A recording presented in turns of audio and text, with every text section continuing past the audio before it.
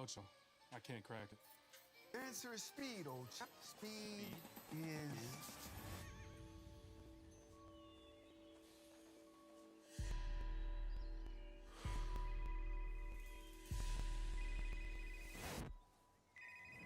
Hello? Is that Ocho? Hang up. Nick, Amir, me and the gang heard y'all were having a speed off. You gonna let that boy outspeed you? He can't touch you, baby. You know what you gotta do. What you want, Ocho? What's up, Ocho? All right. Listen up. I send you all these cleats because I know you want to get paid. You want to change the game, right? Yeah. Do you want to separate? Yeah. What the hell makes you different? Well, actually, one of my feet is bigger than the other. No. Speed, Trey. Speed. Speed is money. Say it with me. Speed is money. Nah. That was weak. Speed is money. Speed is money. Speed is money.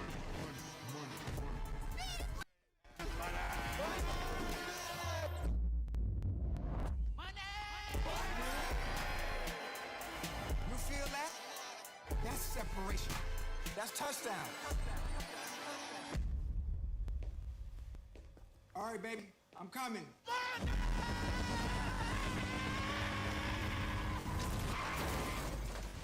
Oh, I'm tripping. What am I doing? Baby, not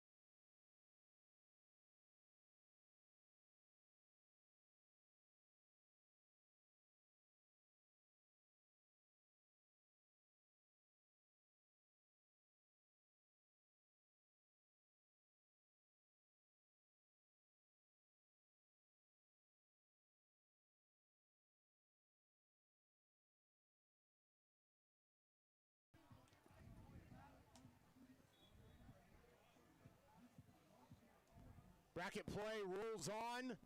We're going to switch things up, bring you the Titans of True North, the champions of the Hurricanes 7-on-7 tournament against the Mustangs of MacArthur, who had a 1-point loss just a few minutes ago right here on this field. So a little fresh revenge, and that's a fast start for True North. Big Wall has the first grab. Yeah, Walter Mestre, man, we saw him in one of the earlier games. He's got size advantage, man, and if he can use that body control to his advantage, he's going to be a tough guard out here. True North staying hot though, man. But what a tough draw for them round one, though. You go 2-0, have one of the best point differentials, and you get MacArthur, one of the best teams in South Florida, as your first round matchup. Well, like we were talking about in that final game of pool play, the strength of this Mustangs team is the secondary. Zach Katz and company solved it quick on a rip, and they get the extra top. So a quick 7-0 start for the Titans. Case study in momentum. You win the tournament in Coral Gables, you're off to a dominant start here. This is a True North Titans team that is going nothing but up. Zach Katz, man, talk about a quarterback who's impressed me out here, Corey. We've seen him all day making some really nice throws. He's another guy who's been on the scene since pretty early on in his career, since like 7th to 8th grade, and he's really grown into his body, committed to Florida International, and I think he's someone who that arrow's definitely pointing up for him. So True North gets that extra point there. 7-0 start for them, or excuse me, 8. I think it's still 7-0, yeah. They had to run the extra point again due to a penalty. Didn't matter. Second verse, same as the first. The Big Cat and company find themselves a 7-0 lead. Now MacArthur goes to work.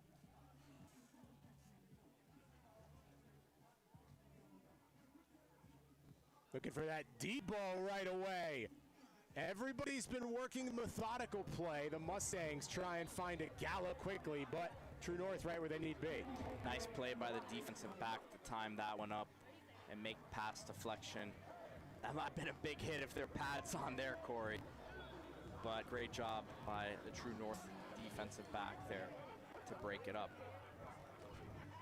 3 zones on our field today. A team starts at the 40, can get first downs at the 25 and the 10. You get 3 attempts in each zone. Otherwise, it is a turnover on downs. Working right side, one skip in. Speaking of those third down necessities, one comes quickly for Stangs. And this would be a big drive early for True North to get a stop. Try to cement themselves with this 7-0 lead. Try to stop MacArthur from getting on the board here and build on it. You can get a 2-score lead in these games, Corey. It's sometimes tough to make a comeback. It's not to say you can't, but it gets a whole lot tougher. Taking the full 4 seconds, it's picked off. Would have been a turnover regardless, but you love the relentless pursuit from the Titans of True North. I'm telling you, Corey, just these guys have a lot of belief in themselves, not the traditional power down here in South Florida, but I think that's why they come into a lot of these tournaments with a chip on their shoulder, understanding they have as much talent as anybody. Zach Katz as the quarterback. I know he wasn't the one who just made that interception there, but you can see his energy is infectious. He'll get on his guys now. I saw him earlier, and in a way that is what you want to see from your leader at quarterback, right? Keeping guys accountable, and he's someone that the team definitely turns to. So True North goes right back to work. This secondary of the Titans is young but exceptionally talented. You look at a guy like Javarius Thompson, a great run to the OT7 as a 7th grader. He is a 2031 prospect. There's not a lot of those in this tournament, but there are a couple. And you know, if they're bringing a 7th grader to this pedigree of elites only, it's something special. Yeah, and I think that's one of the advantages for a program like True North. They showcase a lot of these young guys early. And another one that I'm going to be watching for, Gregory Florence, man, at running back. He's a guy who have heard a ton about him on the youth football circuit down here in South Florida for a few years now. He's absolutely dynamic one out running back. So he's one that not only today, but his career, man. Really looking forward to watching that unfold. The 2030 prospect, Florence. Fastest guy on the team. Top speed, 22.7 miles an hour. That is fast. Quick play, no issue. Walter Mestre Mestre, man, continues to he's been causing MacArthur some issues here, and you look at what he brings. That's that size, about 6'3", as you can see, and got a soft pair of hands on him. So he's finding soft spots of these zones right now, and giving MacArthur's defense some issues. Mestre, Georgia born and raised, and look, we have the best skill position players down here in South Florida, but if you have to pick a second best, the Atlanta area would probably be it, as Zach Katz has to take the sack, and visibly a little cross-up. That, as much as anything, is what this tournament is for. You want to win it, the prize money comes first, of course, but developing chemistry and communication so that that happens now, not on a Friday night at True North, you'd prefer it. Yeah, and he's talking to his guy, Jameer McCall there, who's had a couple really exciting plays early on here in pool play earlier today, but that's what you want to see. You want to get them to work all these little things out before the pads come on, before the football really starts to matter in the season. Obviously a lot of stakes on the line here today, but at the end of the day, you want these guys to get geared up ready for the season. So hopefully that's what these moments are good for. Whistle comes before the snap, so True North gets ready to reset. And I got to give MacArthur credit on that last bit. We've been talking about how True North was kind of eating them up down the field there, just taking what they were giving them, and then allowed that sack a moment ago. So good job for them to recover. Now Katz has to make up for it. Zach Katz quickly firing down the middle, no issue. Mestre with about 5 catches in this one right now. Feed him. And again, this is a pivotal drive for MacArthur's defense. I don't want to say that True North would put it away with a score. There's a lot of time left, but you got to think that they'd feel good about their chances if they can score a touchdown.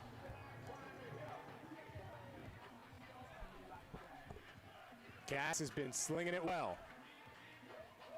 Zach looking end zone, good persistence to stick with it and at least pick up a few for the Titans. Again, we've talked about this MacArthur secondary, very, very talented. You got number 4, Jalen Jones out there. You got Sherrod Gordine, number 1. Both of those guys committed to Miami. Corey Watson at safety, a name to watch. Zion Davis as well. True North program very much on the rise. Off a 10-win year in less than 10 years of existence. Looking to keep the good going. Katz wants the back of the end zone. And some surgical precision from Zach Katz. 2 touchdowns in bracket play for True North. Impressive, man, and there he is. Once again, he's leading this team. And again, you saw when they had that little situation there a moment ago where it led to a sack. He had to kind of get his guys in order and get them refocused, and they go down there and finish off the drive. So 2-score lead here for True North, and that clock is getting to the 10-minute mark here, so gotta feel good. And then you look at the other field right now as well, Corey. Central with a 13-0 lead on Cardinal Gibbons. The Rockets earning the 1 seed through pool play. And to your point, that is a program that has a tradition and is going to come to this season with probably as big a chip on their shoulder as anybody. They had a good season by any measure. If you go to anyone in that program, they would tell you it was a terrible season. Because they lost to Northwestern the way they did, the Rockets have a lot on their mind into 2026. Yeah, the standard there is state championships, and obviously you got to beat your rival school there in Northwestern, and that's what the standard is there. I expect them to get back on track in that respect this year, but the standard is different there, man. Like you said, to call the season they had last year disappointment's crazy, but that's what some people would tell you. Good grab just north of the 10, so some good ball movement from MacArthur. Tavion McReed on the grab. The former West Broward Bobcat making his moves to MacArthur. Absolutely need a score here. Absolutely need a score here. Let's see what they can do.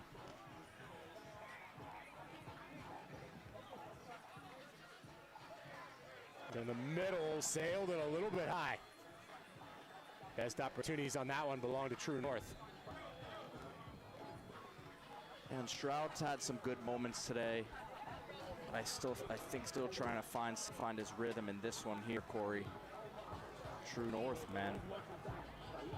You look at what they've got up there right now. You look at the athletes they have defensively. It's not like they've got a bunch of guys who you're like, man, they're really sticking out with their size and physicality. But you got to say they're very well coached. They're in the positions they're supposed to be.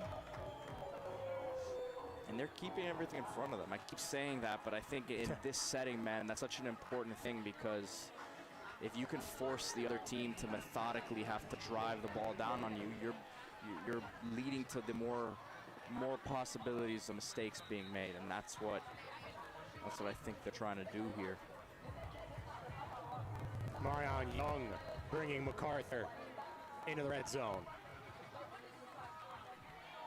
And that's Sherrod Gourdine, I believe. So Sherrod Gourdine, Miami commit there, #1, as he came in motion out of the backfield. And you see the MacArthur players on offense wearing white, but you see Gourdine there in his black uniform. So kind of differentiates him a little bit. But cool to see him going both ways here, Corey, because he's going to be playing nickel at the next level, but shows you the sort of athlete that he is, that they want him. And great to see the competitive nature. A guy who's committed to Miami at this point doesn't have to be competing out here. It just shows that he's got it in him. Right back to trying to work it to Gourdine. Not so this time. No big surprise. He's been a multi-talented guy his entire time in MacArthur. He's done some cat quarterback. He's done some kick returning. All speaks to the incredible athlete in line to go to Coral Gables. Extra point denied, though. That'll bring back some haunting memories for MacArthur from that final game of pool play. And now the Titans can throw the final punch. Woo. Again, one hand touch is all it takes, but the spin, the athleticism, the move will play well on Friday nights. Jameer McCall, he's been someone that's been very impressive to me today, Corey. He's not the biggest guy out there, but he's elusive when he's got the ball in his hands, and he's someone that I'm keeping an eye on, man. They call him Pee-wee. Pee-wee. Small and fast. Can more than get the job done on the gridiron. Cats unleashing down the field once again, looking for Mestre and finding his guy. Walter Mestre has been an absolute menace at the Crib Classic. Yeah, that's a tough matchup, man. If you are an opposing defensive back, not only is this guy 6'3", but he knows how to use his body, Corey. He does a really good job there of almost boxing out, turning into a basketball player, shielding the defender on his back a little bit there, and going up and high pointing the football. This is a guy that I gotta say I wasn't too aware of or familiar with heading into today, but definitely catch him. I've been one of the more impressive players out here. May very well find himself back down here in South Florida in his collegiate career. Committed to Wake Forest at the moment. A regularly scheduled opponent for the Hurricanes. Quick hitter a little bit low out of the hand of Cats. Mestre's got about 20 offers on the table. Of course, any commitment at this time of year means something, but we're not signing any documents at this point. Yeah, I feel like there's less decommitments this day and age with the NIL era, Corey. It feels like a lot of guys are locking in early and may say, look, this is where I'm headed. But I like him, man. Committed to a great program at Wake Forest. I think they've got a lot of good things going out there. Great school academically as well. I think it's a great find for them, man. Great find for them. And this is a guy, like you said, he's got offers from SEC programs, Mississippi State, Vanderbilt, Ole Miss, all came offering in the springtime for him. And his stock just continues to rise, if you ask me. Pass broken up by Gourdine. Always around the football, Gourdine. really always around the football. I think that's why he's going to be such an effective slot at the next level, especially in what you see Corey Heatherman, like we talked about earlier with Deontay Scott, the success that he had last year, elevated himself, was one of the best defensive backs in college football. It's been a big recruiting pitch for Corey Heatherman, the Hurricanes. Young guy, corner, instant impact. You want it in Coral Gables. Good hold all the way through, the extra strength, a third for Zach Katz and True North. The Big Cat strikes again, and the Titans in position to slam the door in the first game. Really nice catch there by the receiver, using his hands. Their hands grab was, the defender was draped all over him there. And Katz, nice little touch on the ball there. I know it was a short pass, but had to put a little zip on it to make the completion. And that's execution, right? That's where you're in a spot if you're True North and you say, look, we got to score here, and we feel pretty good about our chances to close it out. A little trickeration here of True North on the extra point attempt. It's going to be incomplete. I think that's K-Money, Christopher Rodriguez getting his first chance, the 20-30, and next in line for the Titans, behind the senior Cats. Not a ton of 2027s on this True North team. Lost a couple of guys from last year. You think about Malik Penson or a Dominic Turnbull now at FIU. Same this year, they'll lose a few guys, but a Titans program very set up for the future. Looking for it all at once, gotta have it. Nice play. And instantly broken up. This secondary for the Titans has been everywhere. I think that might have been a completion. I think so too. Antron Branch somehow gets to the football, and the MacArthur Mustangs find themselves with a goal line opportunity. Nice throw there by Jackson Stroud, driving the ball downfield, fitting it. Like you said, it looked like there wasn't going to be any chance of a completion there, but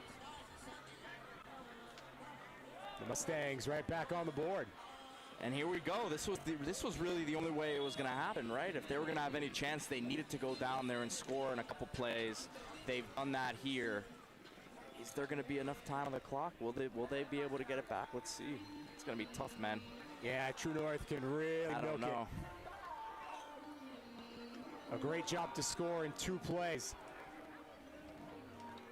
Give yourself every opportunity. Quick little pop pass, but feet out of bounds. Looks like he lost sense of where he was there. McReed, the intended target for the Mustangs. And again, as you guys see, that clock will run. There will be some stoppages once we get to the 1 o'clock, or the 1 minute mark here, I should say. Arthur can stop it with some really nice plays on defense.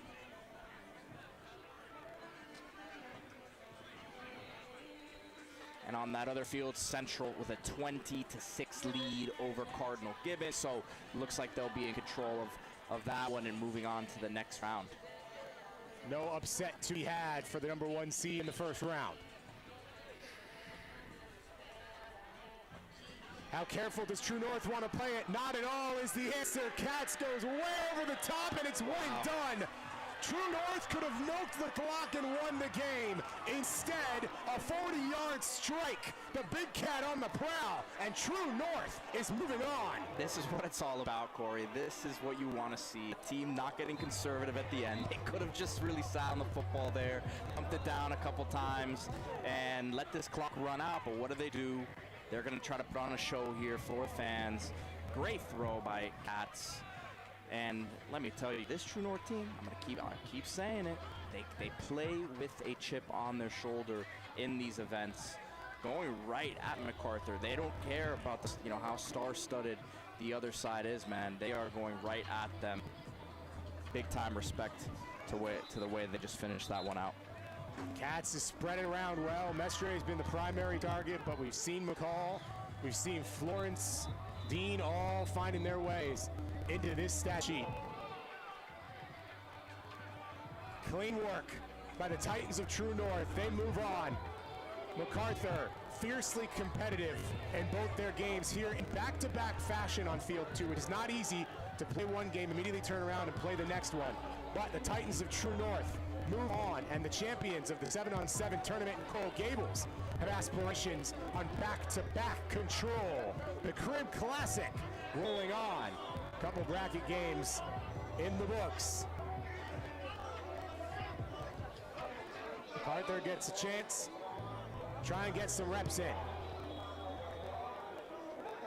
Not a bad play, looking through the back of the end zone. Brenton Grant trying to flip defense to offense for the Mustangs. And we saw a moment ago on the same field, we saw Neiman Lawrence, we've seen Zach Katz. We'll see James Perone in a little bit now with Northwestern committed to Pittsburgh. So we're getting a good look at some of the top quarterbacks, man, in the country.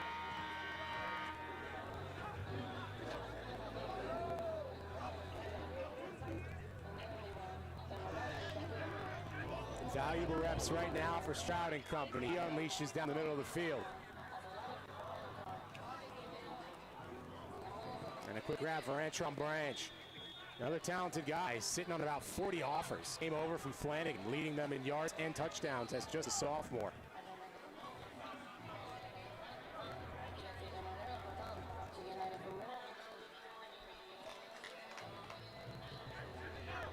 Stroud has been working really effectively here late in the ball game. Sherrod Gordine there. Gordine again. All around the football, man. And again, the football IQ that he plays with, the quicks, the decisiveness, which is all what makes great nickel corners.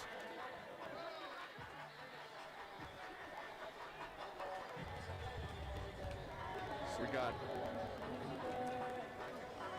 Mustangs moving quick. And the interception to boot.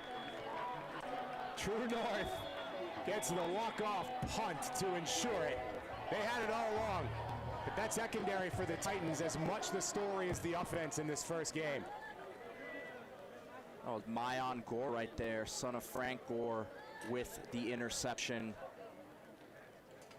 And True North, man, talk about ending the game with a bang. Not only did they go up top there a few minutes ago, interception there.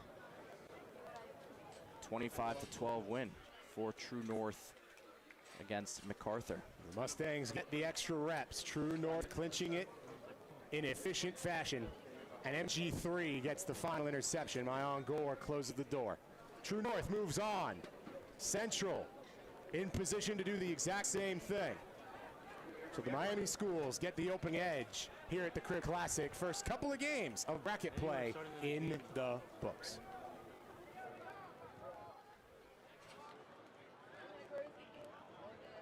I gotta call my guys. Speed business.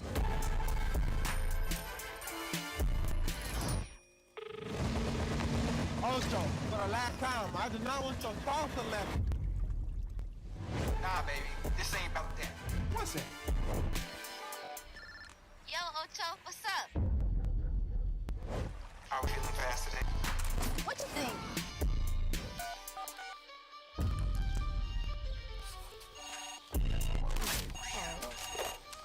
Ocho, I can't crack it.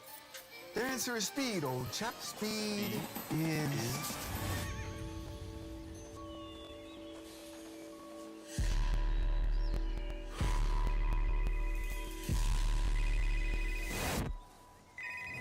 Hello? Is that Ocho? Hang up. Nick, Amir, me and the gang heard y'all were having a speed on. You gonna let that boy outspeed you? He can't touch you. Know what you got to do. What you want, Ocho? What's up, Ocho? All right. Listen up. I send you all these cleats because I know you want to get paid. You want to change the game, right? Yeah. Do you want to separate? Yeah. What the hell makes you different? Well, actually, one of my feet is bigger than the other. No, speed, Travis. Speed. Speed is money. Say it with me. Speed is money. Nah. That was weak. Speed is money. Speed is money. Speed is money.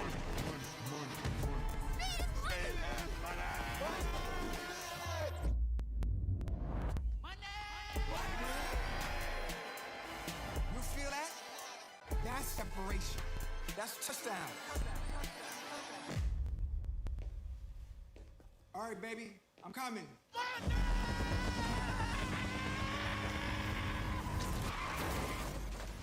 Oh, I'm tripping.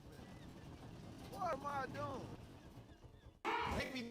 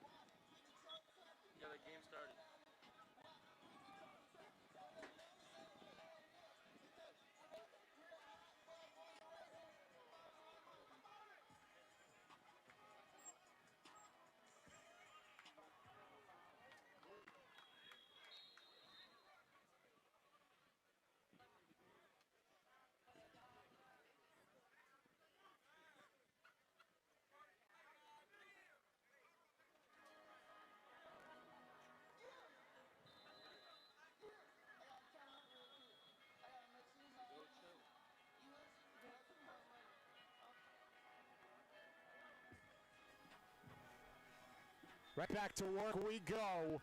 Chaminade and Northwestern. Two teams with state championship aspirations every single year. Northwestern in fierce competition as always. Chaminade dynastic in every single sense. Yeah, really excited for this matchup here, Corey. This is, like you said, two powerhouses, but new era for both of them, really. So, a lot of guys trying to make some names for themselves. Dante Kitchens on the grab for Northwestern, a flag first. Max McKiernan is the quarterback for the Bulls, 6'6", 210. Originally coming from the state of Texas, which has been known to produce some pretty good quarterbacks. Now McKiernan bringing that pedigree and talent down here to South Florida. Yeah, he's got size for sure, looks the part. McKiernan looking down the middle is broken up. Intended target Adrian Cox. McKiernan at 6'6", 210, his most recent offer coming from FIU. And McKiernan physically looks a lot like A.J. Cole, the current quarterback at FIU. So the thinking from Nick Coleman, the offensive coordinator at FIU, starts to make a lot of sense.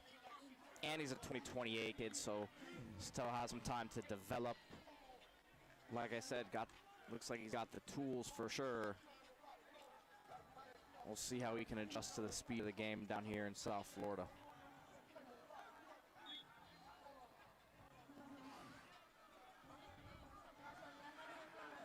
They'll need a catch here. 40-yard field, your first down marker is a 25 and the 10. Of course, if you score, none of it matters. That's exactly what Max is thinking. He loads up deep over the top. It's knocked away. Looking for Darian, but the Chaminade secondary stands tall on the opening series. Great play by the defensive back there. Making the play at the highest point. Like you said, the ball looked like it was sailing a little bit, but he did everything he could. Had the size advantage on the receiver for Northwestern down the field there. And that's what ball skills are all about. One thing to be in position, but can you go make a play on the ball? Out comes Brady Quinn at the helm of this Chaminade attack. 6'1", 200. He fires over the middle. It falls incomplete. You know how in every broadcast there's that recurring storyline the broadcasters say and the fans laugh because we heard it a million times? Brady Quinn's going to have one wherever he goes. No relation to Brady Quinn, but his dad is a huge Notre Dame fan. His last name was Quinn. He thought, well, might as well go with Brady. Plays the quarterback position, right? So a lot of things you can go to there. I hope the young man has a chance to meet him if he hasn't already. Went to Notre Dame for a visit.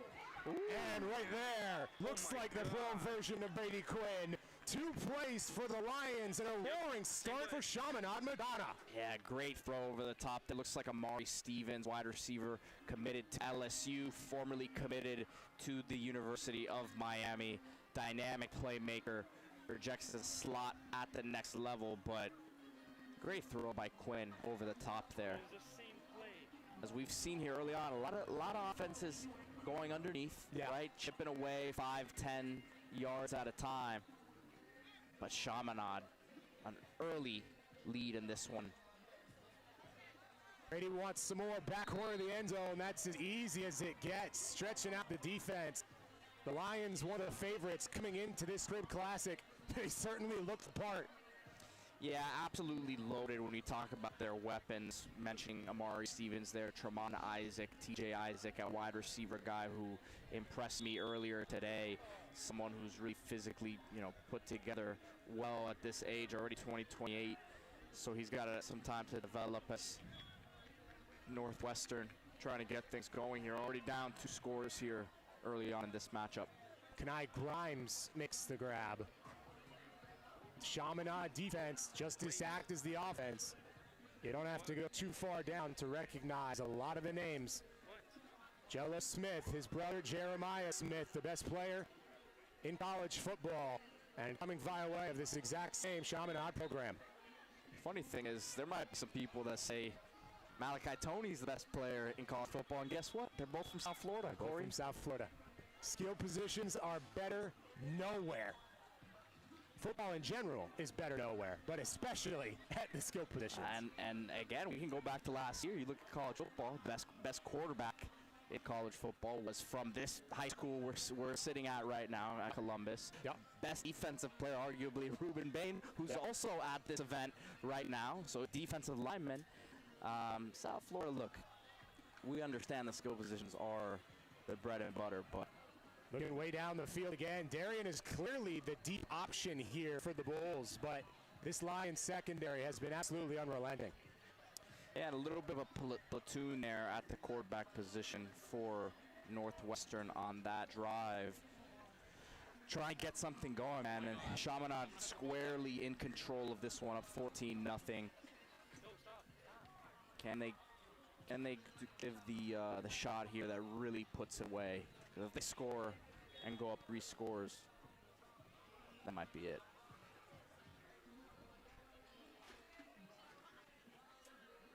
Lions get to go right back to work. Brady takes 3.5 seconds. He wants the put-away shot right now. Far from a bad idea. That's what happens when you're up in these tournaments. We saw True North do it. Hey, you can go slow, or you can throw the haymaker. Chaminade's thinking big punch. Yeah, and that was Tremont Isaac Jr., the intended target. Saw him score a touchdown earlier in the day on a similar play to that. He was able to kind of just run right by the cornerback in coverage, but Northwestern defensive back got himself in position there and made the play. 38 grabs for Tremont Isaac in the regular season for 763 yards. You start to do the per-catch math and you realize deep threat. Now Quinn will take the underneath and work his way about 32. Yeah, and Isaac's a guy that I know Miami's very interested in for next year. Auburn, Florida, Florida State, Georgia, Texas. It's a who's who of offers. USC.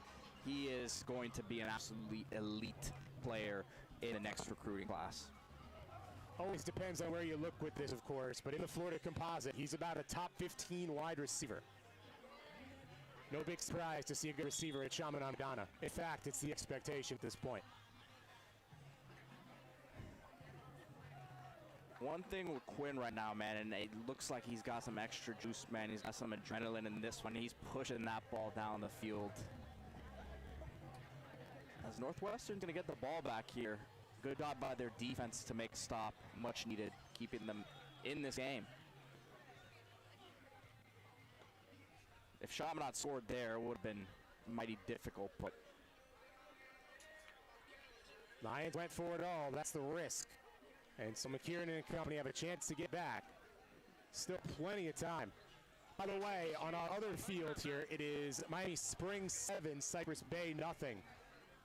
So the Go Squad, led by T.Y. Hilton, off to a fast start. And Miami Springs just missed an opportunity there in the back of the end zone. Dropped, fade ball. Would put them up by 2 scores. And keep talking about these guys, Corey. They've got some momentum going as a program right now, and they don't want this thing to stop as we're in the bracket round here.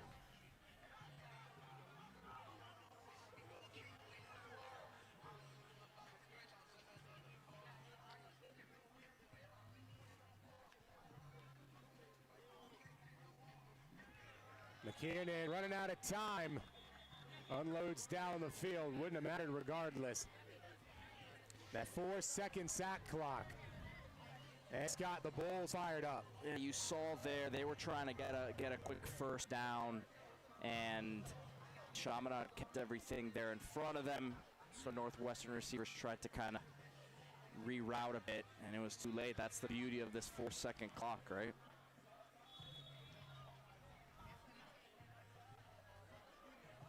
It's defense for the Lions, picking up the offense.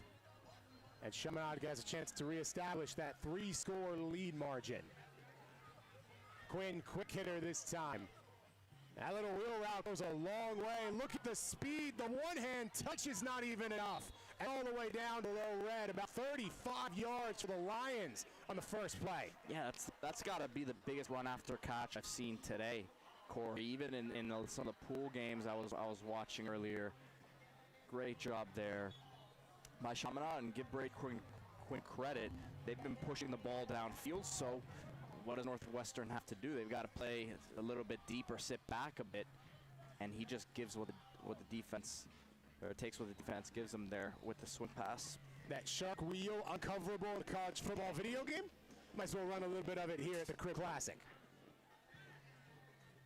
Quinn can't corner the end zone, and complete.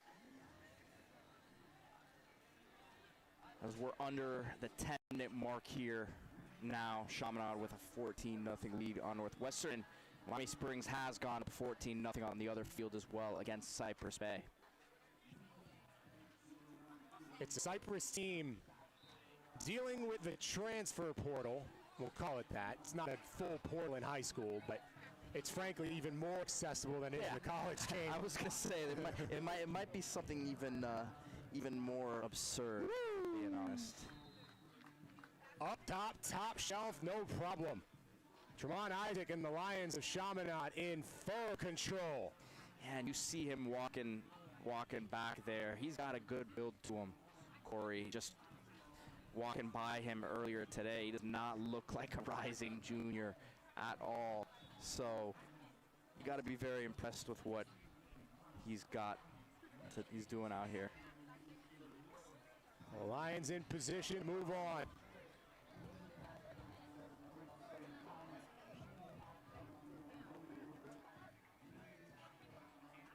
Quinn looks for the insurance policy. And Northwestern secondary flying around, but Chaminade up 3 scores. And now if you're the Bulls, you're looking for momentum headed into something we were talking about in the last couple games. The season is right around the corner. So now if you're Northwestern, you understand there's a lot of value in these reps. There is opportunity, especially with this new look Northwestern team, develop that last bit of chemistry. Yeah, changing the guard, obviously no more Teddy Bridgewater in charge, but it's a proud program. It's a program that, you know, even when they've had their ups and downs, you've always known that they'd get back to where they wanted to be, and it's a period of transition for them here, but definitely don't want to go out getting goose egged here. So let's see if they can get something on board. And this is a tough part of it too, Corey. You're down 21-0. You're trying to get everything back in one shot, which you can't score 20 in one, but at the same time, they don't want to be too conservative.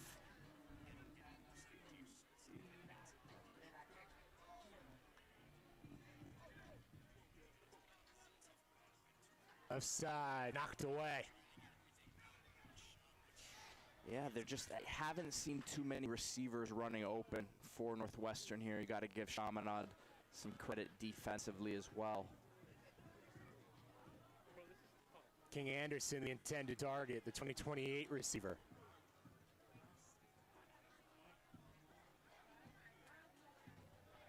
A lot of weapons on the Chaminade offense, man. When you look at the other side of the ball for them, talking about Stevens a lot today, Tremont Isaac, Peter Pierre at tight ends, another one to watch. Secondary all over it right now. Yeah, Frederick's a talented player in his own right. He just had nowhere to go. like the physicality. I know we have limited physicality out here. It's 7-on-7, no pads, but good job there by the linebacker in the middle of the field, standing his ground and forcing the incompletion. Let's see the Chaminade kind of coast their way home here. Or are they going to take some more shots down the field? Probably keep it rolling would be my guess. The linebacking core for Chaminade led by Kellen Alexander. 6'4", 200 as a 2028 prospect. Big growth spurt between his sophomore and junior year. Picking up some local offer, including FIU.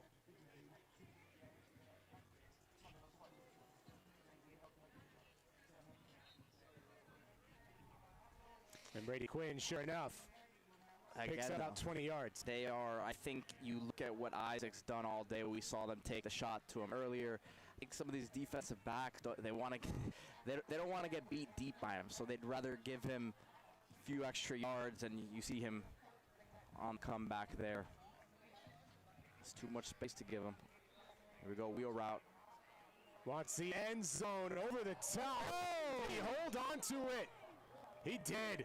Tremont Isaac is uncoverable at the Crib Classic. Amongst the best corners in America here in South Florida, Tremont Isaac has the burners. Unbelievable grab there. He went right over the top. And you talk about what we were just saying. Are they going to take it easy, or are they going to try to take a shot downfield? They did just that. This has been going back to the pool play, right? Chaminade was the most dominant team in their 2 games, and you're seeing now that play out exactly as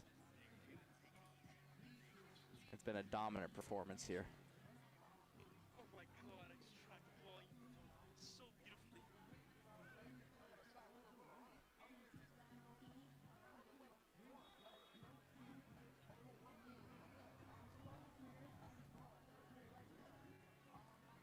Quinn sends it a bit high. Yeah, Brady Quinn's looked at, like we were just saying, you've got some really talented quarterbacks out here. Zach Katz committed to FIU, Neiman Lawrence committed to Texas. Brady Quinn holding his own out here, driving the ball downfield. His ball placement's been impeccable today and decisive. I think that's the number one thing when you talk about these 7-on-7 events. When you're looking at the quarterback position, you only have 4 seconds. You've got to be decisive. You've got to get the ball out of your hands quickly. You don't have any other choice. And it's one thing to get the ball out of your hands quickly, but making the right decision quickly. And seen a ton of that today from Brady Quinn. Chaminade getting a valuable rep. They went for 2 there. Didn't get it, but we might need that later on here at the Crib Classic.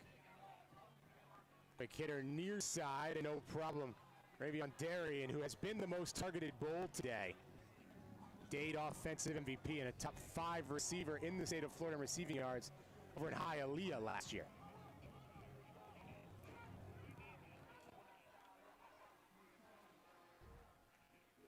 McKiernan ripping quick. A little bit low.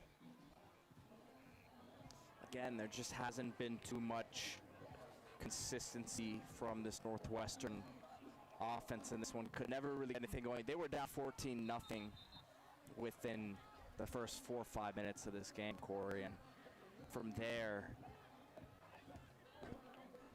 just couldn't really string successful plays together. And Chaminade gets a pick to boot. Flag late, but as it sits, it's a Lions turnover forced. Yeah, that was, looks like going to be a pass interference there on Chaminade, so Northwestern will retain possession. Goes down on the highlight reel, though. Strip the audio, put some music under it, no one knows the wiser. We see that in the huddle tapes all the time. They cut it off, but like you said, still a nice catch. I still go and one mixtape sometimes, and no kid has any idea what I mean anymore, but back in my day, that was the go-to. I certainly remember it, Corey. I appreciate it. Over the top from McKiernan. So we got 14-6 now lead on the other field, Miami Springs over Cypress Bay. Cypress Bay trying to stay in it. And this one here is 27-0.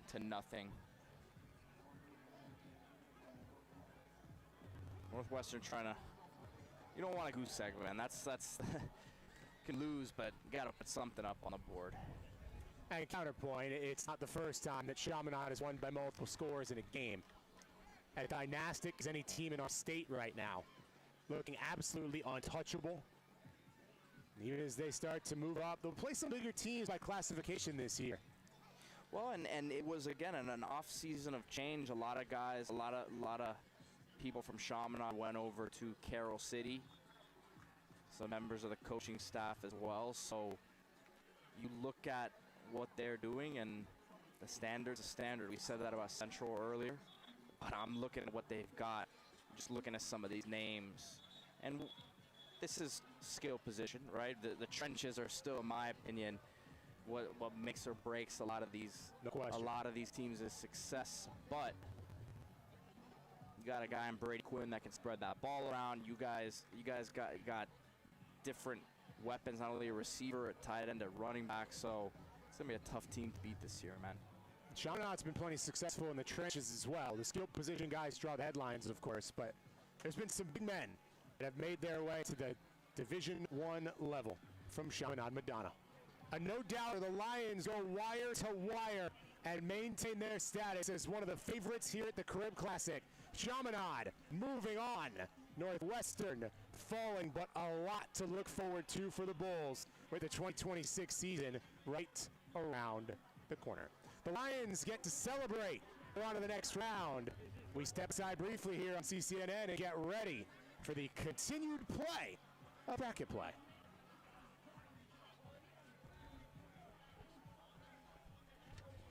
Oh, I gotta call my guys. Speed business.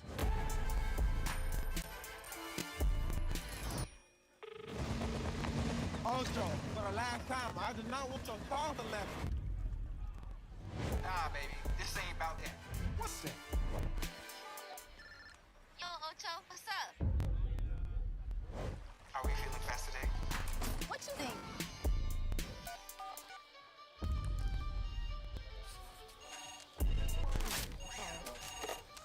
Ocho, I can't crack it. The answer is speed, old chap. Speed is...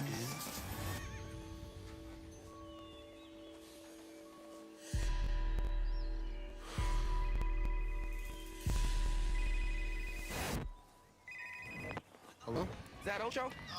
Hang up. Nick, Amir, me and the gang heard y'all were having a speed off. You gonna let that boy outspeed you? He can't touch you, baby. Know what you gotta do. What you want, Ocho? What's up, Ocho? All right. Listen up. I send you all these cleats because I know you want to get paid. You want to change the game, right? Yeah. Do you want to separate? Yeah. What the hell makes you different? Well, actually, one of my feet is bigger than the other. No. Speed, Travis. Speed. Speed is money. Say it with me. Speed is money. Nah. That was weak. Speed is money. Speed is money. Speed is money.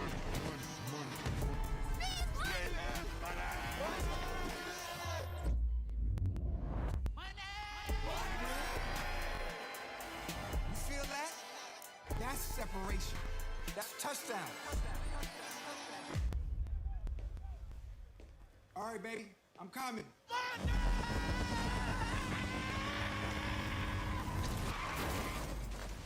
Oh, I'm tripping. What am I doing? Baby, not now. I gotta call my guys. Speed business.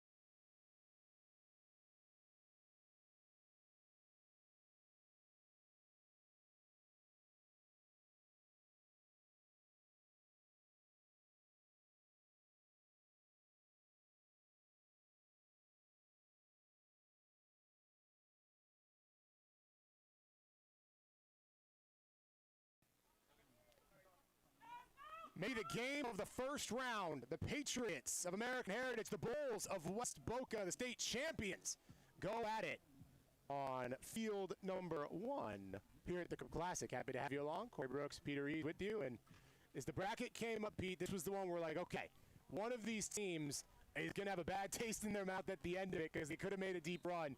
Both of them are championship contenders here at Christopher Columbus. Yeah, and you look at both of these teams 1-1 in pool play, but they're both powers, right? Boca, West Boca coming up as a big-time program here within the last few years, really winning the first state title a couple years ago. And then American Heritage, we understand who they are consistently as a program. Moran unleashing over the top. West Boca comes into this with a ton of momentum. They won the FAU 7-on-7 tournament. They went up to Georgia and won a 7-on-7 tournament. Early on, at least if True North is any indication, momentum has been the biggest thing. But we saw the Patriots hang on in their final game of pool play, get that 1-point win, so they've got some confidence themselves. Their defense stands up on the opening series, and now their attack will go to work. Yeah, that was a nice win for them against MacArthur. We had that game live, had the nice goal line stop, and we get to see Neiman Lawrence go at it here. He wanted the big ball over the top, not to be done on the first. Yeah, and I would say, Corey, we've been sitting here and we've been watching some of these guys, Zach Katz, take these shots downfield. Braid Quinn have some success. You think even Lawrence, now, having watched the last couple games here, wants to do some of that here for himself. His pedigree's off the charts. He was picking up power offers as an 8th grader. Was at the Hurricanes camp when they said, yeah, we think you're going to be a big-time quarterback. Right now slated to head to Austin, Texas. Over the top on that. Yeah, and there was some talk for a bit about him potentially reclassifying into the 2027 class, Corey. Looks like he'll be staying in this 2020, I should say the class, 2028 class next year. Spent some time at Miami Northwestern as well under Teddy Bridgewater's tutelage. Had a lot of success there. And like I said earlier, it's just so impressive to see a guy like him when you're thrust into the spotlight at that age. And not only get to this level with the talent that he has, but a guy who's so well respected by his peers. He rips down the middle and works it quickly, Mike Stringer. Stringer's been impressive early here, had a nice grab last game against MacArthur. Mentioned he's a Western Kentucky commit. Western Kentucky does a good job identifying talent. You mentioned Malachi Corley earlier. Daywood Davis, that's a name from the past, another South Florida guy who was very successful in his time at Western Kentucky. You know him? Had some good games against South Florida Zone and FIU. 4 seconds is the sack timer.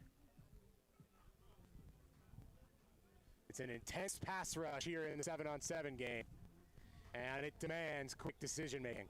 Well, a lot of this too is on the route running. The routes have to be precise, right? Guys have to be running what they're coached up to run, because you don't, like you said, you only have 4 seconds. There's not really time here for the quarterback to go out there and improvise and extend plays with his feet, where Lawrence can do a lot of that in a live game situation. This is a bit different. Takes his big step. This time he does unleash, and there's nothing to be done for it. The Bulls defense forced a couple of third-or-die opportunities. Then they slam the door with an INT. Yeah, great job there by the defense, really closing down the window. It looked like for a second Lawrence was going to have an opportunity to find his man up the middle of the field there. But West Boca defensively, man, doing a very, very good job there. Couple overthrows by Lawrence earlier in that last drive, and then the interception. The DC coach Moran celebrates, hands the ball back to Trey Moran, the quarterback, firing back in the end zone. Trey Moran dropping it on a dime for the Bulls of West Boca. Great grab there by the wide receiver, getting both feet in. Had the safety over the top as well as the quarterback in tight coverage, so great job by him to haul that one home. TJ Mullen was the one in coverage. Didn't do anything wrong. It was just chopped in by Moran. And now Trey goes right back to work. Right down Broadway into the doorstep. Trey Moran had multiple touchdown games in every single game up in Boca Raton for the FAU 7-on-7 tournament. The expectation is at least 12 plus for the Bulls of West Boca.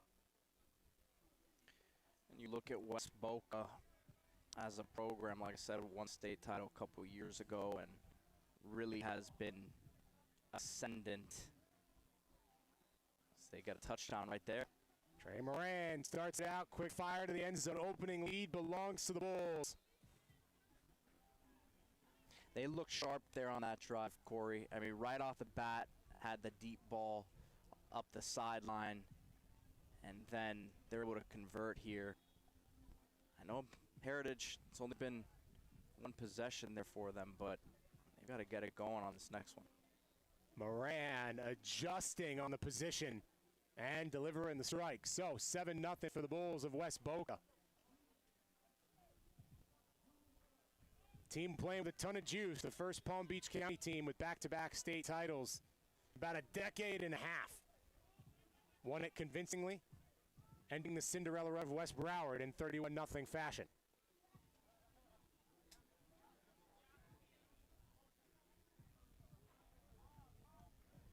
Heritage off the 5th title in their program history, with aspirations for number 6.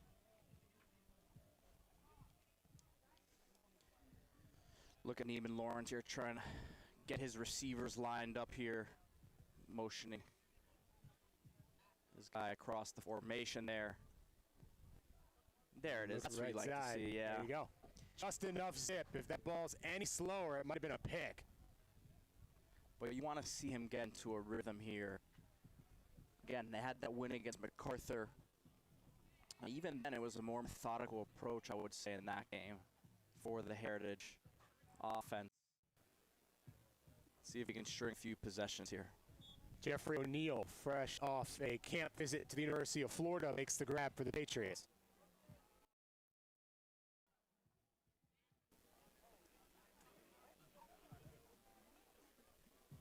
Lawrence, big ball over the top, sends it to the grass. There is a pipeline from Heritage to Austin, Texas. Former quarterback Diabella, Texas signing. So there is certainly precedent if Lawrence does indeed decide to honor that commitment and head to UT. Yeah, quite the talented QB room Steve Sarkisian is putting together out there. I don't think that we would ever doubt that that would be the case at Texas. Right. But that's not a bad pipeline to get going here. Texas, of course, getting Derek Cooper from South Florida last year as well. A good ball from Lawrence. Couldn't quite hold on. It is not surprising to those of us from the crib. A hot day down here in South Florida. And so the sweat will certainly make its presence felt throughout our Crib Classic. We had a little bit of cloud coverage here about 45 minutes ago, Corey. We obviously want good weather here. So, but I will say it was about 10, 15 degrees cooler when we did have that cloud coverage. And we're under a tent right now, so we shouldn't even really. I shouldn't be complaining. No, we're all right. I'm good, but I do feel for these guys out there. Guys out there are working. It's that cloud coverage, and it's gone. Quick play and an easy grab. Jeff O'Neal right back to work for the Patriots.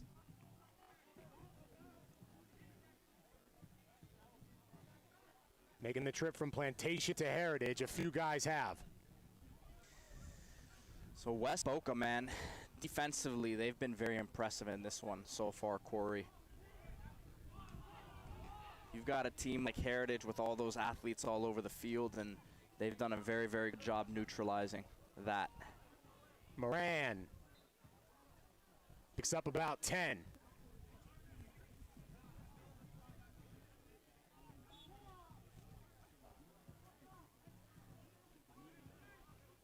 Yeah, Moran's been very efficient today. I think he's the perfect sort of quarterback for this setting, right? We understand that, you know, has been as productive as anybody at the high school level here. You mentioned what he did recently at FAU, but you see his mobility out there. He's getting rid of the ball quickly for the most part. Boom, up the seam, misses that one though. That would have been one that could have maybe put this game in a little bit more of a comfortable spot for West Boca. Come on, Trey, I'm pocketing you up.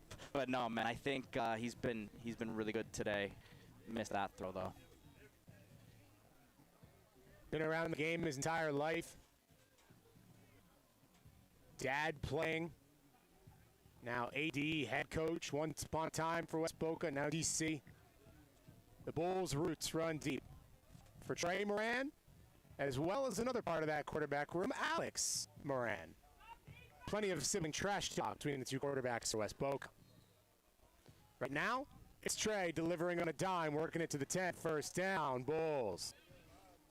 Yeah, I think, look, West Boca would be very comfortable playing the game the way it is right now. They are in control here. No need for them to rush here, let that clock keep rolling, as they're doing what they want right now. Very much a D1 wide receiver room for the Bulls. Nomo Davis and Jaden St. Fort both headed to EMU. Rising up, no problem. 2-touchdown lead, the running of the Bulls. West Boca looking unstoppable. Great throw there, great catch. Trey Moran showing his athleticism, getting outside of the pocket there. And we talked about earlier, a lot of guys who are rolling out to their right, these right-handed quarterbacks. He makes that throw across his body there. Nice job by the wide receiver. Snagging that one out of the air. West Boca, man, they just look very efficient right now as they get the extra point there. Offensively, like they're not laboring. And when I'm watching Heritage right now, it just looks a little bit more, things look a little bit more difficult for them. Guys just don't seem to be running as wide open. But you gotta give West Boca credit defensively as well. They've been known to save their best for last. They did it in the state title. They're doing it again. Lawrence, big ball over the top. And American Heritage trying to get it all back at once. They do exactly that. A huge ball to Michael Stringer, and the Patriots are on march.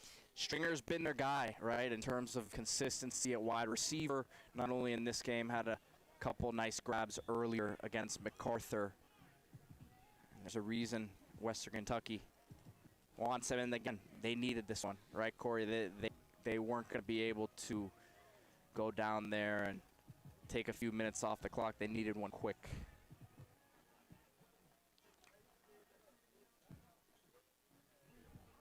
Lawrence delivered on a dime, but West Boca was right where they wanted to be. So the 2-point try goes by the wayside. The score remains 14-6, and the Bulls have to answer back for the first time in this ball game.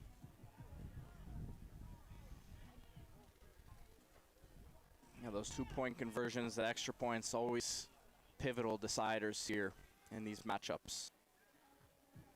Moran trying to do the exact same thing, just incomplete. Oh, man, I love it though, Corey. We keep having this discussion. Some of these teams that are, look, I understand there's a lot of time left in this one, but they're going right at this Heritage defense, right down the field. No fear, not trying to protect lead or anything, not saying, hey, let's just dump it down, pick up some yards, let's go right at them on our first try. Anything you can do, I can do better. A simple methodology for a lot of the teams here at the Crib Classic. But right now, that belongs to Neiman Lawrence on the big ball. Moran getting his second chance, trying to get most of it at once. Not all, but most. Coverage brilliant down the field. Great job there by the defensive back. That was Jaden Sheard in coverage for the Patriots. Ball skills, man. I mentioned it earlier. It's one thing to be in position, but to be able to get your hands on it, knock it loose. It's not always about coming up with the interception, but doing just enough to make sure that that ball hits the ground. Sheard, another guy, been around the game his entire life. His dad, 11-year NFL vet, Jamal Sheard, coming off a Canes camp in the last month. So is Christian Anderson. So both guys wearing number 0 were in Gables a month ago. He was a beast defensive end at Pitt, I believe. Oh, yeah. Right there, a clear message of attacking vertically and a clear answer from the Patriots defense. Absolutely not. Listen, that's the risk and the reward of that situation, right? They went for it 3 times down the field, and they didn't get it just like that. Corey, we were just saying how big of a drive that was for Heritage last time out, going right down the field and scoring on that deep ball. And just like that, 3 plays later, they got the ball with an opportunity to tie this thing up. Lawrence tracking the entire way. There is no answer for Mike Stringer. Uncoverable, unstoppable. Back-to-back touchdown for the Patriots. Right over the top, man. Quickly, Mike Stringer is becoming one of the players of this tournament here. That's back-to-back touchdowns for him there. Has had some other nice plays today. But him and Neiman Lawrence, this is what it comes down to. Sometimes your stars have to be your stars, Corey. They were down 14-0. We were saying it was not looking great in terms of the efficiency. They weren't getting a lot of stuff together, but here they go, going for the 2-point conversion to tie it up. Roll right, come left, and successfully so. So they got 4 minutes in this one. There should be enough time if they're able to get a stop here, but the pressure quickly now turned to West Boca because that momentum completely shifted. Moran working down the left side. The West Boca Bulls finding some momentum. That goes inside the 20. First down, West Boca.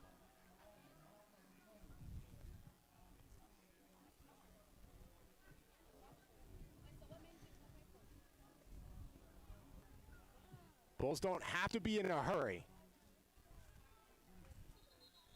but you also don't want to leave too much time for the Patriots. As we look to the other field as well, we got Carroll City with a 19-13 lead over Creek. Good one brewing there down the stretch. Moran comes left. A little bobble. Yeah, now West Boca here. They stalled a bit offensively. Just shows you how quickly things can flip in the middle of these games, Corey.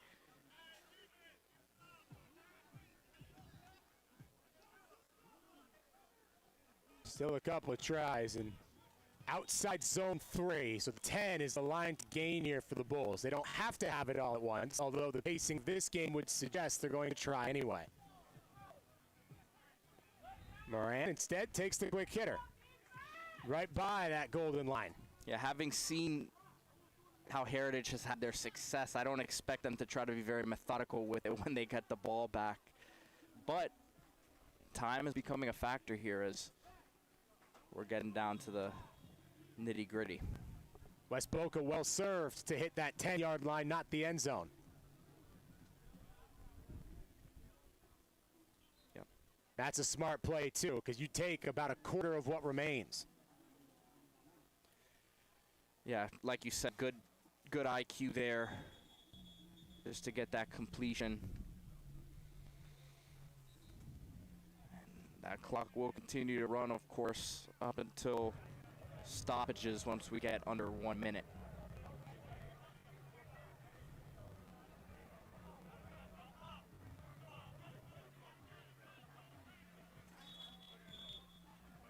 Trey directing the traffic. Moran running out of time. He had nowhere to go.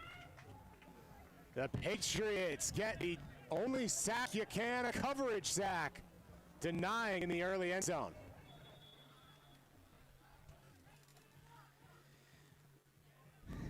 And now, if you're Heritage, you're one play on defense away from completely flipping the script.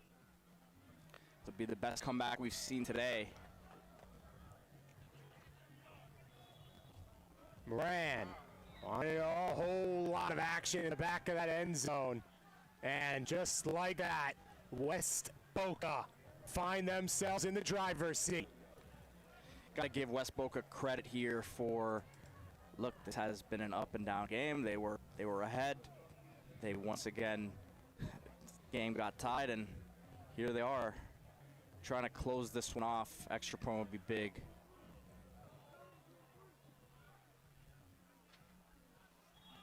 Moran takes the easy flip. West Boca by 7. And look, outside of that drive, Corey, where they really went for the jugular, went 3 deep shots, the West Boca offense has been very impressive in this game. What can Neiman Lawrence and company do? They've wanted to go deep all day. Now have plenty of availability to do so.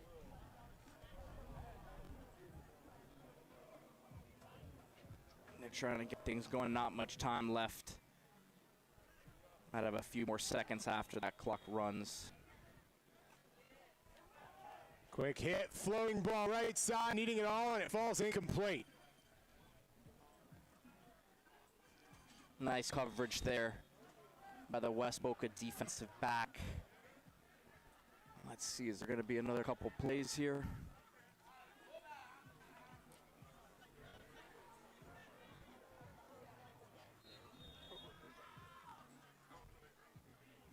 Let's get to go in that final minute. It's much more traditional timing rules. Quick hit down Broadway, caught. Jeff O'Neal on the reception for the Patriots.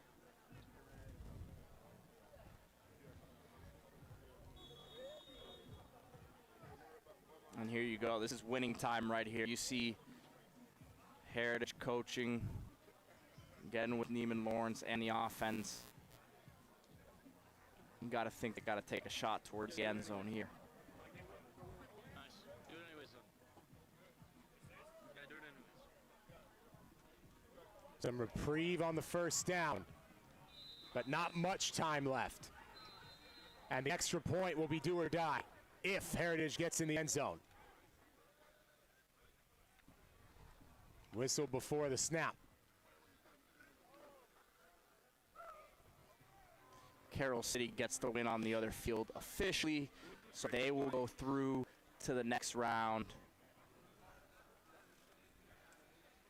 That'll see a good Creek team step aside.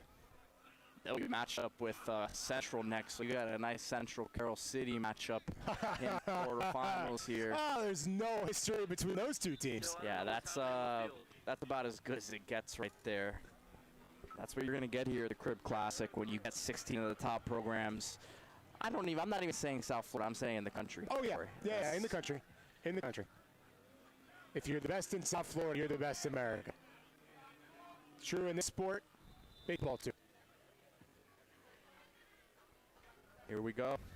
Lawrence looking to fire. Lawrence looking end zone, sails through the back.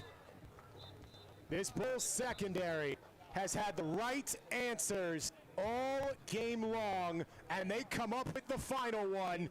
The reigning state champions have a knack for their best play with the latest plays, and West Boca will move on. American Heritage, a really talented team, still got some amazing reps here at the Crib Classic. We circled that one before this round started, Corey, and I think that one lived up to the expectations.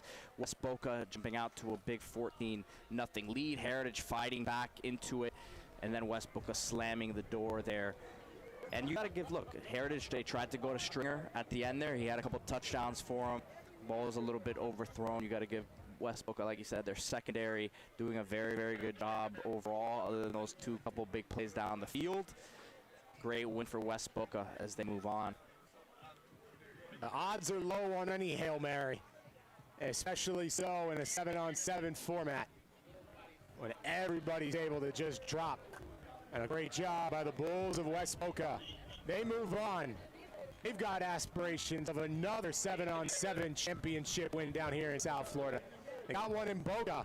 Now they try and do the same a couple counties further down. Quick pause here on YouTube.com, and then we get right back at it. Nearly done with the opening round of bracket play. Getting closer and closer to our championship matchup.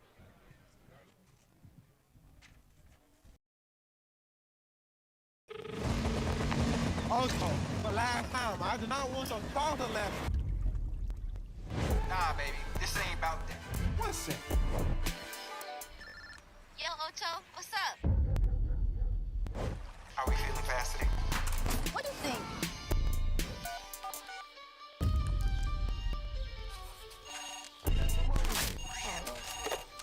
Ocho, I can't crack it. Enter speed, old chap. Speed is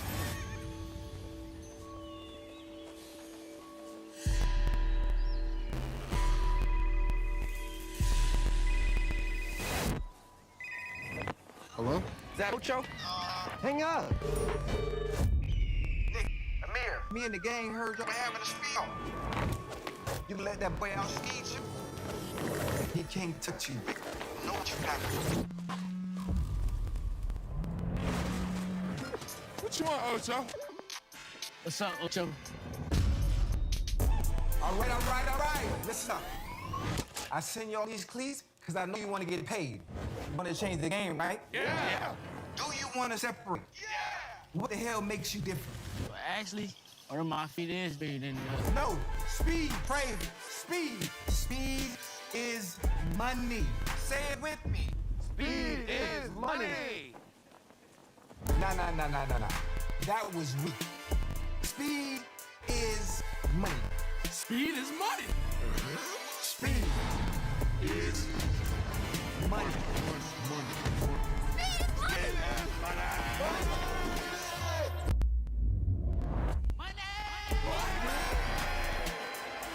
You feel that? That's separation. That's touchdown. All right, baby, I'm coming.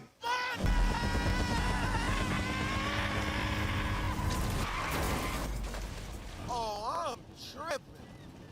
What am I doing?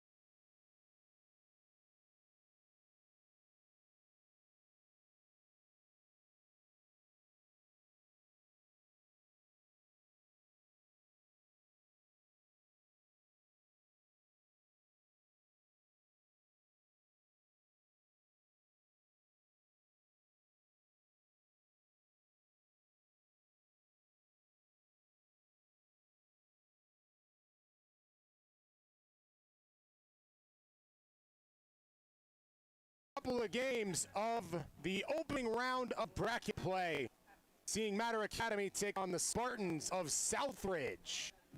Just 2 games remaining until we head to round number 2. The other one will be Norland and Monarch. Some great games so far, Corey. Excited for this one here. Matter and Southridge. You got Southridge down south. Power is. And the Ridge very quickly.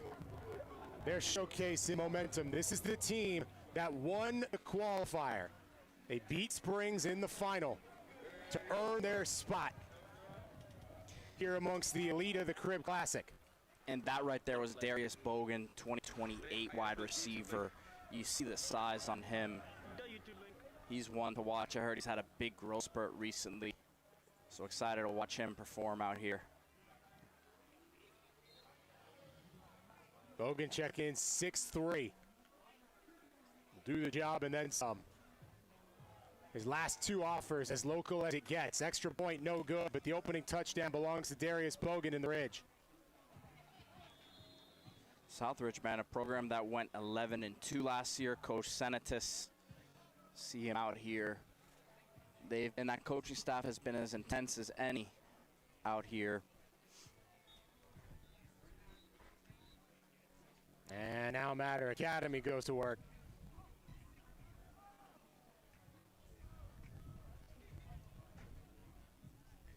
Saw the legendary Ice Harris out here. He's on staff out there at Matter Academy. Guy who led Booker T for so many years. Yeah. Coached collegiately as well. Seen a lot of his family get to the highest of Division I to boot. Quick hitter, and this second accelerator makes all the difference. Lull him in and fly. Terry Wilcox makes the play for Matter Academy. Explosive play there. You see the burst once he got that second gear going out of the backfield. We've seen a couple nice runs after catch this afternoon from running backs out of the backfield. We're looking at a lot of the receivers down the field here, but some of these smaller, quicker guys, if they get into open space to one-on-one situations, can make a lot of things happen. The 2027 product flashing as Roden's throw finds the end zone. He was looking for him there once again, just a little bit behind him.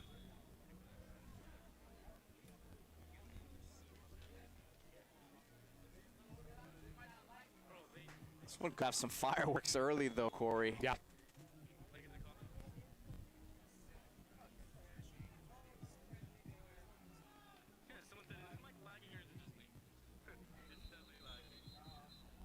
Roden wants to throw whistle first.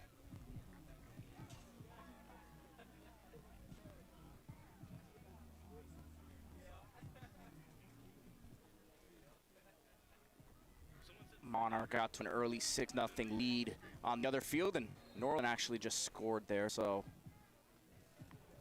looks like that one's tied up as Matter tries to punch one home here. Might be doing the exact same thing here shortly if the Lions have their way.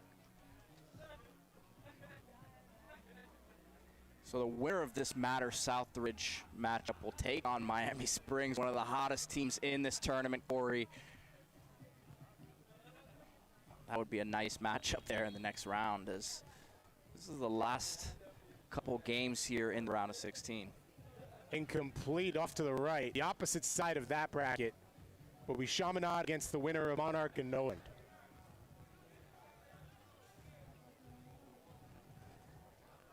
Chaminade and True North, the top 2 teams in pool play, on opposite ends of the bracket. Chaminade's in the bottom left, True North's in the top right.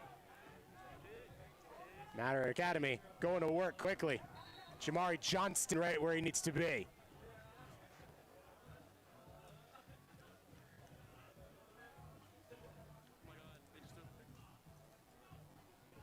That's a big play for them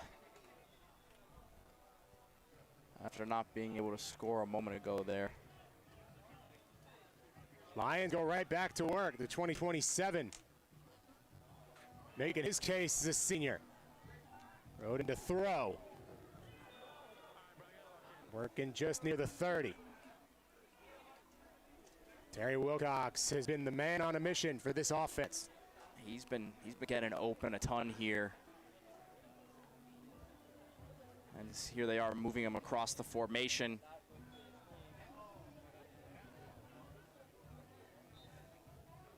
Roden.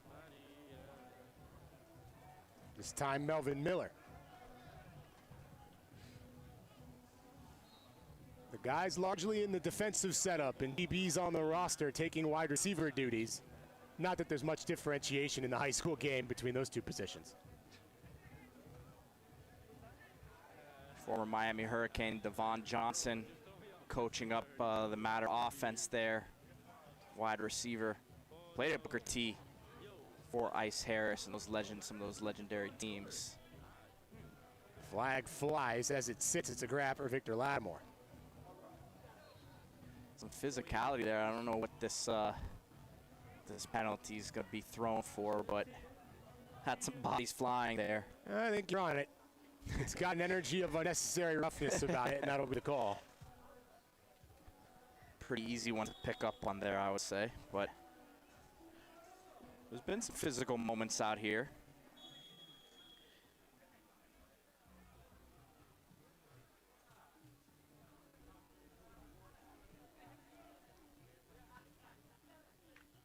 Roden takes, works quick.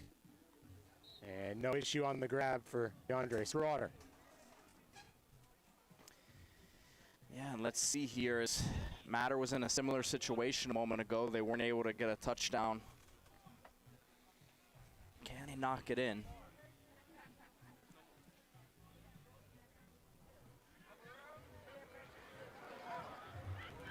Down the middle and right to doorstep. Yo, this guy who's 4'11" is flexing his muscles.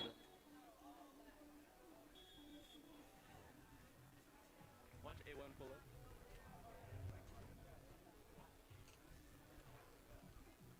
Rookie smart. Yeah, one offensive coach on field here at the Crypt Classic. Positioning required. Roden looking for the back of the end zone, caught. The Lions answer right back. Jamari Williams and Matter Academy find their retort. Nice job there by Williams to get his feet down in the back of the end zone. Matter needed that one, man. You could tell that after not scoring down there a moment ago, it was absolutely necessary for them to get some confidence going here and trying to get this extra point. Right back to that center back spot, and it's the exact same result. Lattimore snatches it out of the air, and the Lions take their first lead over the Ridge. Lattimore with a couple nice grabs on that drive. Monarch also just scored, so 12-6 on field one in favor of Monarch, 7-6 here. Lattimore, 2029 recruit, so he's still a young one. Guy who plays linebacker for Matter as well. Quick 10 yards for the Ridge to answer back.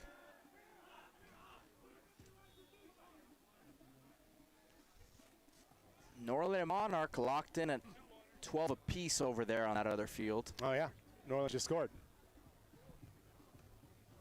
Stride for stride in both matchups.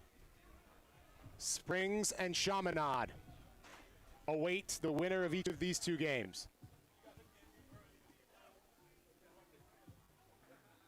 Big ball over the top, sails towards the stands.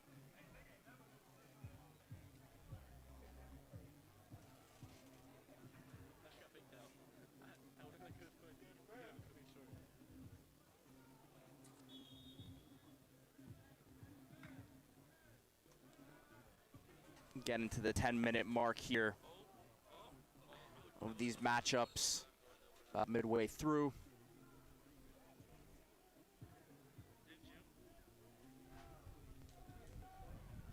Rucker working his way down and quickly inside 10 for a first down for Southridge.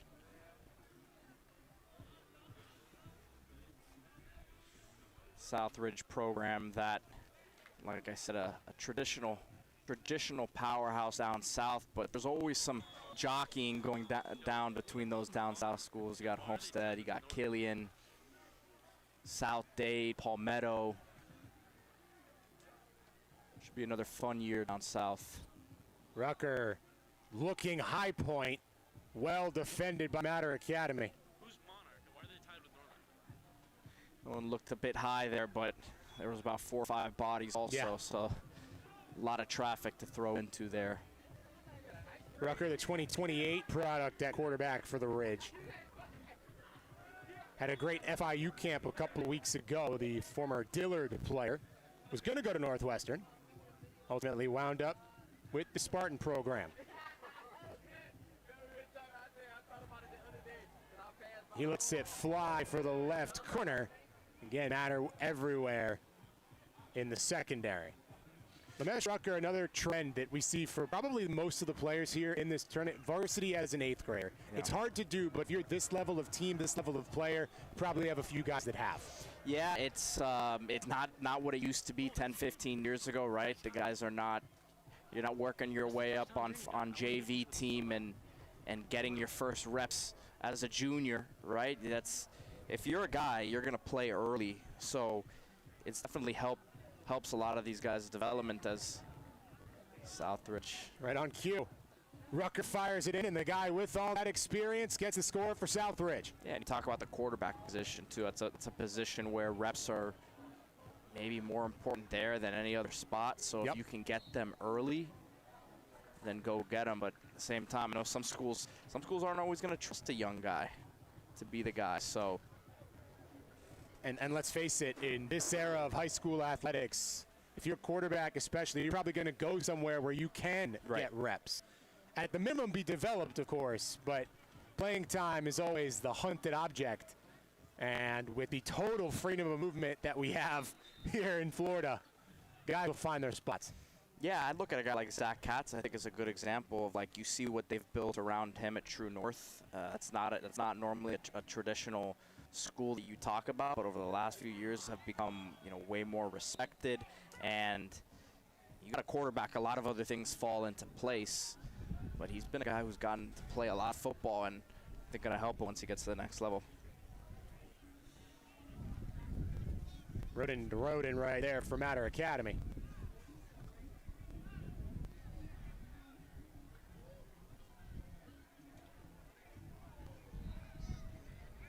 It's interesting, too, because we talk about guys finding their playing time, and you're never going to begrudge a kid for taking advantage of the right opportunity, but this is now the first cast that is going to be going straight into 5-on-5 as the NCAA changes the eligibility model. So all of that's going to play into the calculus of commitment availability. Not all offers are committable, as we know. It's the nature of it, right? So offers will shift, roles will shift. All the constantly changing math as the rules change time and again. Well, and it's interesting to me, too, because I think you're getting to an interesting era of college football where we understand there's the emphasis on the transfer portal, right? And I see a school like Miami down here, they've recruited nationally, right? And it's not just about South Florida for them. I think schools like FIU, FAU are going to see dividends having coaching staffs like FIU does with so many local ties. The backyard first, and it starts from there. It's not true for every school in Division I. If you're in South Florida, the hotbed where people eat, sleep, and breathe football, it starts at home. When I look at you mentioned Tom Turnbull earlier, right? And he's a guy, I know he has ties to FIU, but he's a guy who was a big recruit. He was a 4-star recruit. He had plenty of other opportunities elsewhere.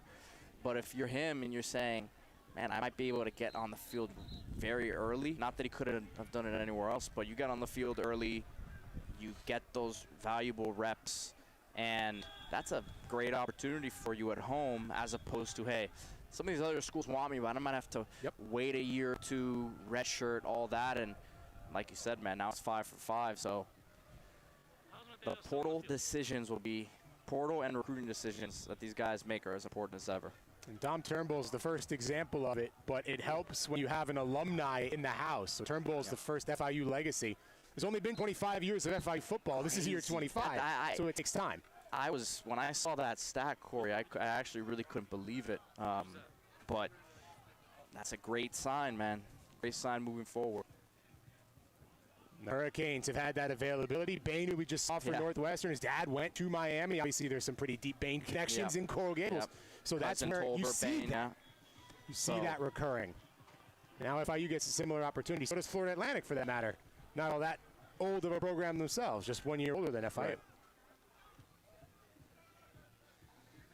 Good defensive stand by the Ridge, and now the Spartans have a chance for the put-away shot in these final few minutes. We got 18 all on the other field there, Norland and Monarch. Extra points have not been successful on that side, it looks like. Spacing is key. How many times do we see a team march down to the low red zone and then all of a sudden issues occur? In the red Columbus shirt. Not so for the Ridge at the moment. The big play. Who says there's no physicality in 7-on-7? Man, Matter almost came up with a turnover there. And Southridge, listen, we've said this a few different times now. You've got 3.5 minutes plus here on the clock. Southridge is nursing a touchdown lead. And instead of just getting conservative, trying to dump things down, they're taking shots down the field, middle of the field, try to make things happen.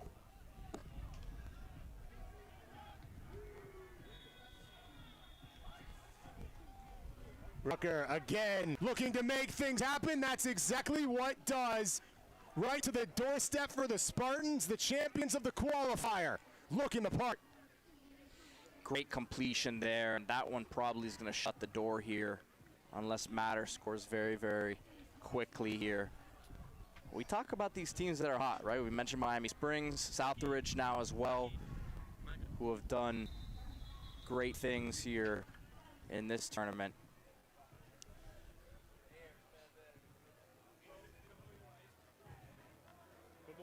They're trying to tack on the extra point. Where's Danny? Right to the doorstep on that last one. Now the Ridge wants 6. Back left corner of the end zone, and there you go. Southridge throws the haymaker, and with just a couple minutes to go, it certainly seems like our qualifying champions will still have a chance to be Crib Classic champions. If they win this one, it would be a matchup with Miami Springs. So you can't draw it up any better than that. You got some juicy matchups forming here for that quarterfinals right now. True North and West Boca is going to be something special. That's on this side of the bracket. That will be up against Central and Carroll City. Goodness. We'll be talking a lot about both of those quarter matchups as they unfold, regardless of which one is on stream. That Norland Monarch matchup is coming down to the end here. Norland holding 5-point lead in that one. Winner would play Chaminade, which I don't think anyone wants to play them right now. Correct. You want to win, of course. Yes. But you look up, you dance after you hit the bracket, Selly, and then you go, all right, let's lock in.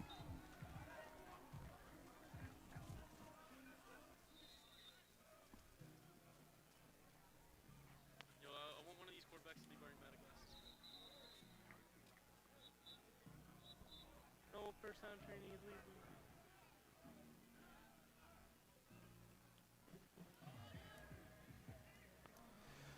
The 1 minute mark up on the scoreboard here.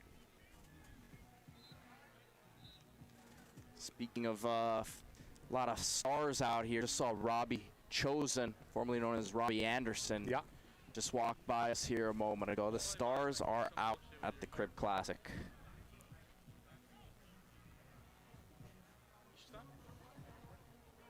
NFL great T.Y. Hilton is here, though that's cheating because he's the head coach of Springs. A year ago, we would have had Teddy Bridgewater here. Yep, that's true. Big ball over the top. Heads through the back of the end zone. And Southridge will get the ball back here. So we'll see what they do. They're going to try to get another point or two on the board here, or let the clock run down. The Ridge has done what they needed to do. They're the ones who left with the big $5,000 check out of the qualifier. They'd sure like to double that over the course of the next few hours.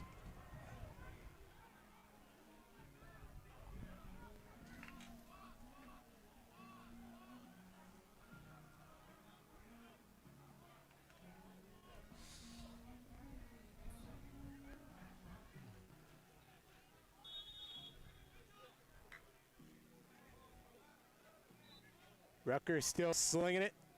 Picks up about 7. That's all you need. 6, 7 at a time. And this one is over with. That's all it took. The Southridge Spartans will move on. Tremendous energy in Crib Classic events. And Southridge continues to take advantage. Norland still holding on to a 5-point lead here against Monarch. The refs are coming together in that one, but great win here for Southridge. And they keep this train rolling.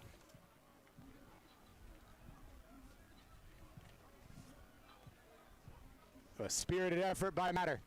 just missed on a couple of plays that made all the difference. That's Yeah, how it goes sometimes they in had these. that opportunity early in the goal line. Would have had a chance to tie that one up early. Maybe would have had a different result here. But Southridge gets it done.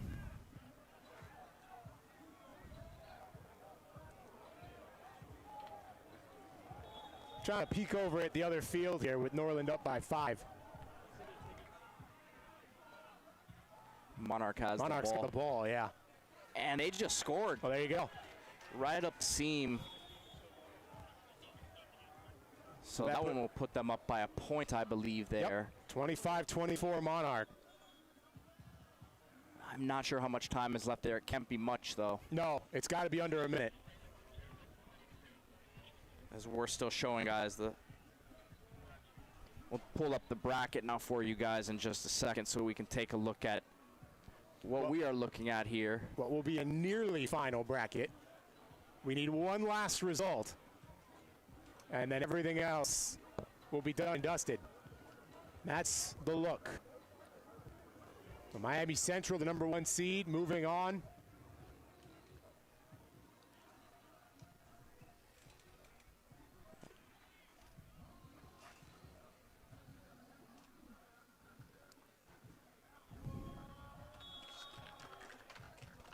Celebration at the Crib Classic bracket for the Spartans of the Ridge. Meanwhile, before we send it to break, we'll let you know who's winning this Monarch Norland game. Here's the live look here Yep. at the bracket. So you got Central and Carroll City there. Next round, you got True North, West Boca. And we're still finishing up this Norland Monarch game, which looks like just got called.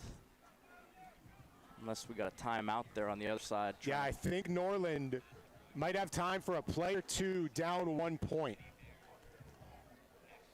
We're trying to Scott Hansen ourselves here Yeah. in the midst of 5-ish hours of mostly commercial-free football and hop into a game here at the very last second, our final game of the opening round of bracket play.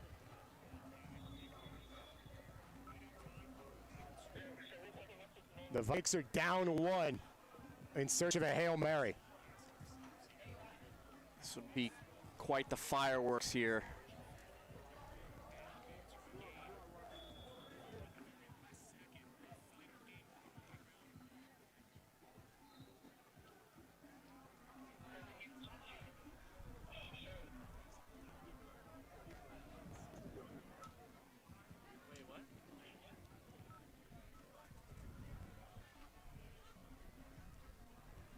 What do you want me to do? Norland got about half of it. They're inside the 30. And they know exactly how much time is left.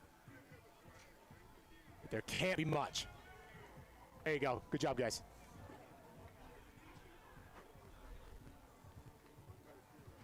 The Vikings, this might be either the final play or the second to last, right in front of the end zone. I think the touch came first. I think he touched him down. Yep. Yeah. Let's see if there's going to be a time for another play here. Great reception there. She looks it. Norland's going to get a chance. Oh! The looper does not find its intended target. Looks like the referee's signaling. I don't know if he's saying 10 seconds there.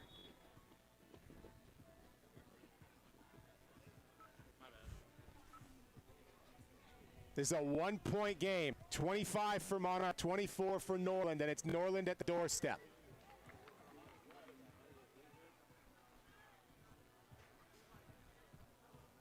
This Gotta is think this almost is it, certainly yeah. the final series.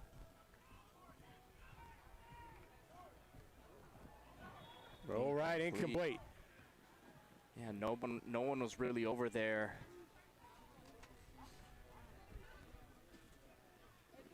Looks like 6 seconds there now. So it looks like Norland realizing, look, we've got 10 seconds. Let's try to get a couple plays out of this Yep. thing.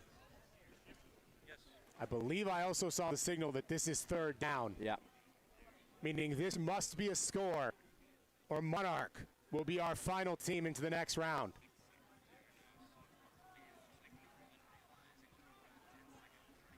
Six seconds, third down. The swing play of this ball game. Floated back right of the end zone, incomplete. With the narrowest possible margin, Monarch stands up and will be the final team moving on. Great job by them defensively there, because Southridge got it down to the 2-3 yard line or so there. And it looks like, is there gonna be one more play here? Looks like it's over with. Didn't know what was happening there. Just some friendly words between a bunch of teams that all know each other well. So 25-24 is your final, and the opening of the bracket round comes to an end. Monarch marches on. We step aside. Round 2 of bracket play is next. Baby, not now. I gotta call my guys. Speed business.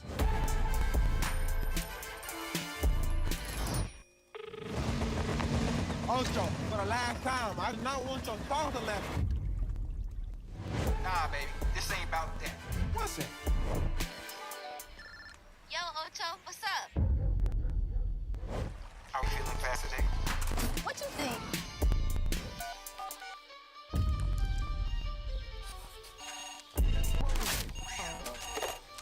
Ocho, I can't crack it. The answer is speed, old chap. Speed is...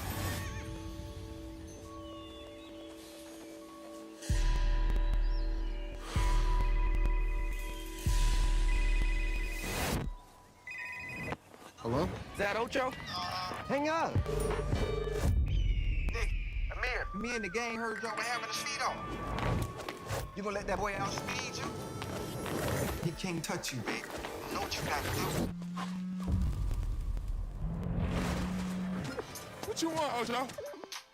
What's up, Ocho? All right. Listen up. I send you all these cleats because I know you want to get paid.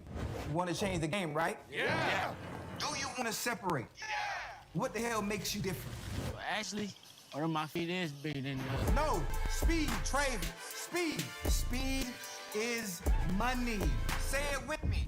Speed is money. Nah. That was weak. Speed is money.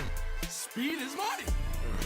Speed is money.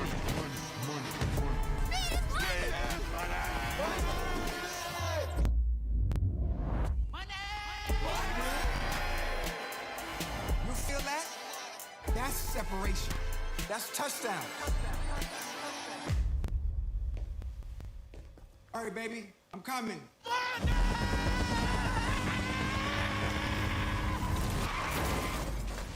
Oh, I'm tripping. What am I doing? Baby, not now. I gotta call.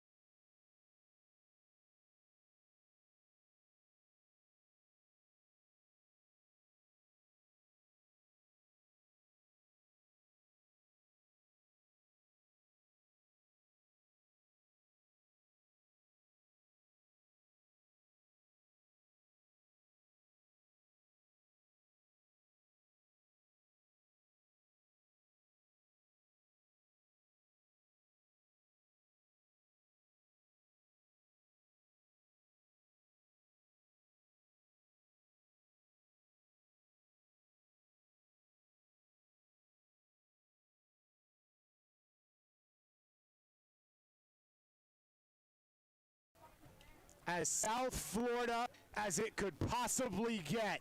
The Chiefs of Carroll City, the Rockets of Central, the #1 seed, go at it here to open up the second round of the Crib Classic, and it will begin with an incompletion. Yeah, man, as classic as any battle in South Florida. Two powerhouses here, the Chiefs, the Rockets.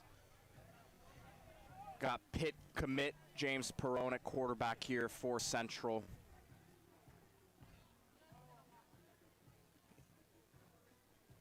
Was going to ECU, flipped that commitment to join the Pitt Panthers. Was the leader at Southridge, who we just saw secure a dub mere moments ago.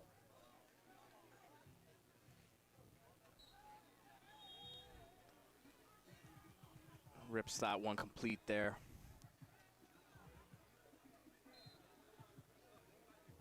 A good wide receiver room for this Rockets team. Headlined by UCF commit Jamal Robinson.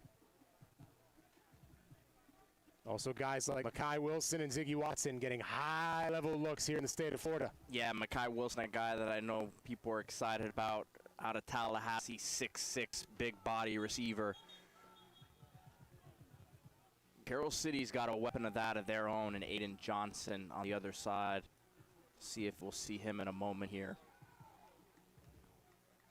Those big body receivers, very tough to guard in these 7-on-7 events. We always think about some of the quicker guys when they get the ball in their hands, but mismatch issues, these other guys. Our first look at the Rockets here today. We talk about teams with a chip on their shoulder here at the Crib Classic. The Rockets have it as big as anybody. Championship expectations fell to Northwestern in the regional final. Now this is a group that firmly believes they will find themselves state champions once again.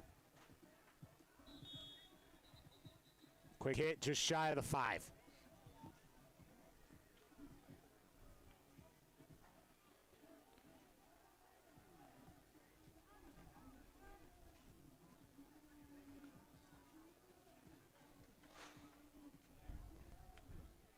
We got a 7-0 True North lead in the other game. That's a heck of a battle between True North and West Boca on the other side there.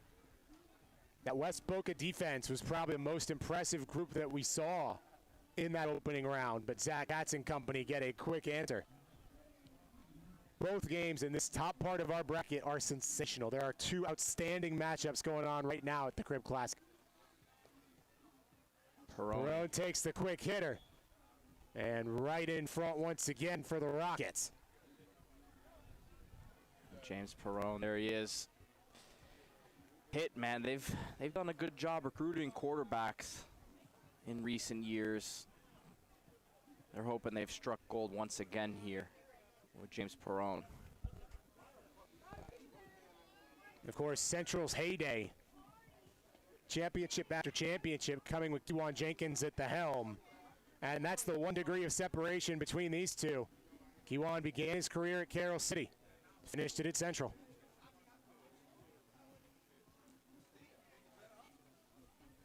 Almost a sensational grab. There was a grab of the arm. Flag on the play. Pass interference. Yeah, it looked like holding or PI there.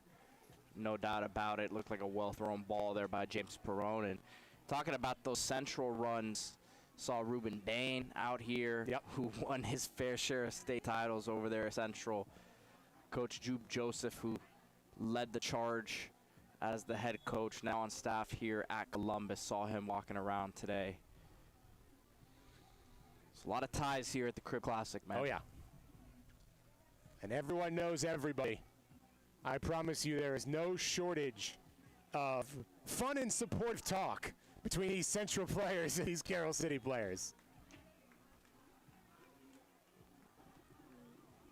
Looks like a touchdown there. Yeah. Got it in. All it takes is across that goal line. The opening points belong to Miami Central. As what you were saying there, Corey, in terms of look, we know there's going to be some spirited battles here. Like I said, I don't want to speak too early, but it's been good, man. It's been some good competitive nature out here. We see the handshake lines after every game, so things haven't gotten too heated. But we're in the quarterfinals now. I know every round is going to get a little bit more Right. intense here. And football is still football. You still got coaches fired up at their young men. You've got these players excited, talking to each other, talking to their opponents. It runs deep here at the crib. The lifeblood of South Florida happening on the gridiron. And these two are as perfect of an example as you could possibly get. One thing I noticed, man, when you see this Carroll City defense is the size, right? We've seen a lot of these teams. They have to be one of the biggest, if not the biggest team that I've seen here, right? And it's 7-on-7, so the size isn't always going to be the indicating factor of who wins. But when these pads come on, man, that Carroll City team is as loaded as anybody in the country. Saw also added another big-time playmaker, Zachary Johnson, as well within the last few days here. I believe he came over from Cypress Bay. He's reclassified from 28 to 27, so loaded across the board. Yeah, the movement's still happening. There's a Cypress team that thought they'd have a couple guys, including Zachary, here at this tournament, and then the high school season rolls on in the off season. Got a few more weeks here, man. Practice will be reared up, ready to go. Yep. And the transfers will finally slow down a little bit, which will be nice. It'll be nice to know who's where. We think there are still mid-season transfers, believe it or not. Absolutely. I said slow down. I didn't say stop. It's never going to stop until we change the rules, which might be for the best, but that's for a different broadcast. Extra point does not go for the Rockets. We got the Miami Springs team here off to the side, gathering up before their matchup next round with Southridge. See Coach Hilton getting the guys together here.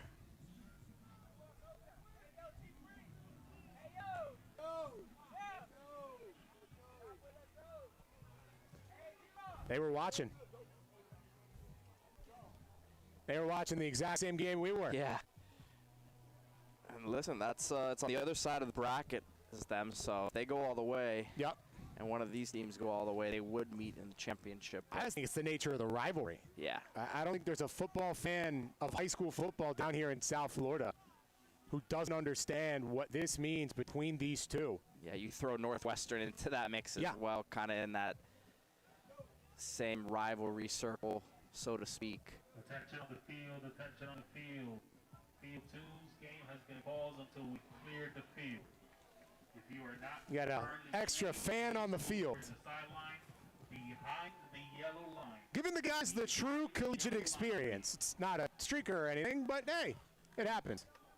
That's what happens, man. The Crib Classic, the crowd is getting rowdy. The crowd is getting rowdy out here watching this matchup. You see it. I mean, even if you guys are watching on the streamer now, you see the amount of people that are crowding the sidelines, crowding behind this game. It's all of these are big-time matchups, but this one means a little bit more. So the clock that we have running there will probably have been paused at this point. Yeah, it's still running on the scoreboard, but we'll get a little stoppage time, maybe appropriate with the World Cup going on. Yeah, we'll get, I don't know, 5-6 minutes of extra time here. Minus the fact these guys didn't really get a hydration break normally. We're getting to that time of the day where they might need one, but that's what the time between games is for, I guess. These guys probably could have used the hydro break much more than most of the teams in the World Cup. But I promise we're not going to cut to commercial just because there's an opportunity. No. They're still trying to get that field cleared here. Is taking a peek onto the other game. We got a 7-7 matchup there, West Boca and True North. The Bulls answered right back. Yeah, we refuse to be surprised that there's a little extra rowdiness. I think we're just about ready to get this one back started here. And so Carroll City going to work for the first time.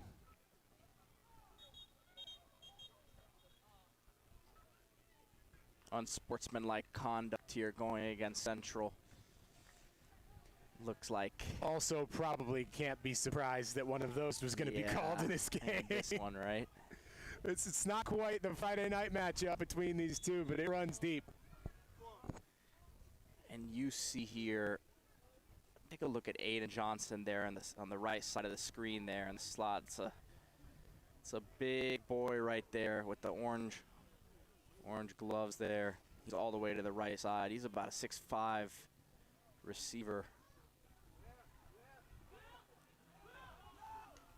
Good coverage down the field by the Rockets.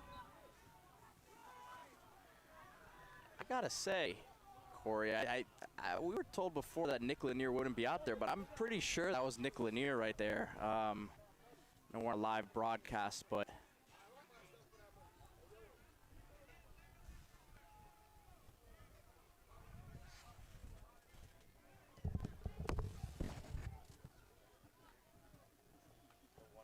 The Rockets secondary headlined by some big talent. Demetrius Hayes, Ivan Houston. yeah, I'm working to get some confirmation there with the production team at CCNN to make sure, because that'd be a big deal if Nick Lanier's out there for this one. Miami commit. Represent quite a difference. There he is. Listen, again, I'm 95% sure that's him right there. And he's been the go-to guy early on here.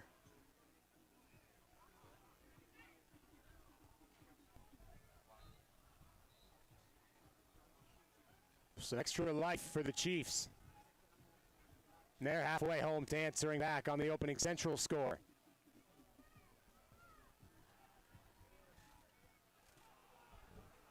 And remember, the clock a few minutes ahead. And there it is. On a dime. That's the show right there. Nick Lanier, no cut Nick. We've confirmed now. If you guys can't tell, that is him, Corey. And I'm telling you, I was talking to a member. We were talking to a member of the Carroll City coaching staff before, and he said that Nick Lanier was not playing today. So this is a huge development, and quite frankly, makes them a favorite to me. Not that they weren't the favorite already, but I think that you could pretty much, and we'll see what happens the rest of this game. But you see the impact right there. He's a game changer. A little bit of gamesmanship from Carroll City, not wanting to lead it to Central. And this is South Florida at its finest, though, because you're looking at a guy here, Corey, a 5-star recruit. This is a guy who's committed to the University of Miami. This is a guy who doesn't need to be out here. And what's he doing? He's competing because it's the Crib Classic.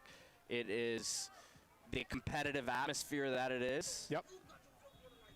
We saw what happened when he scored a touchdown there. He is a guy who moves the needle when it comes to these sort of events, and Miami's getting an absolute stud. No surprise to see the Hurricanes working the wide receiver room at its highest capacity.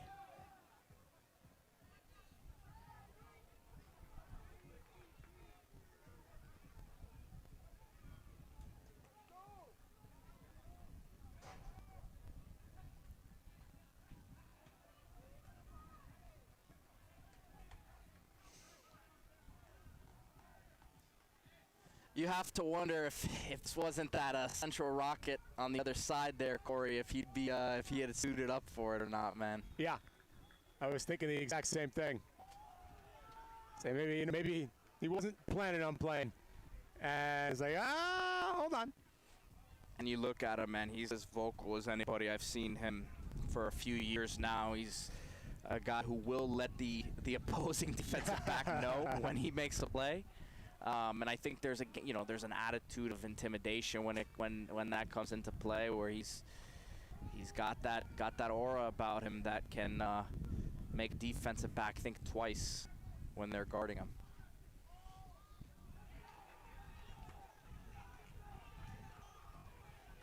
Looking for the extra, not this time.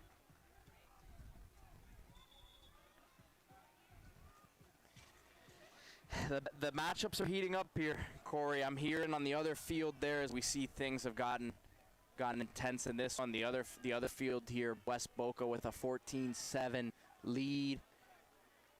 And it's getting loud, man.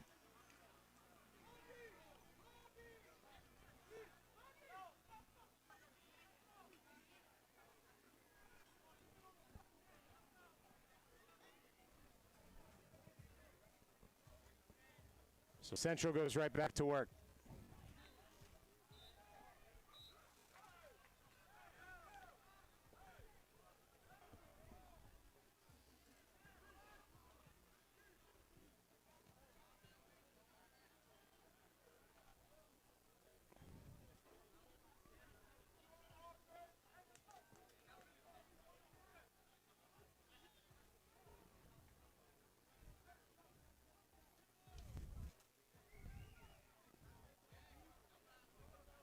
A whistle against Carroll City. Yeah, this game's had some stoppages here between having to clear some people off the field, and I don't know, it looks like there's something else going on here.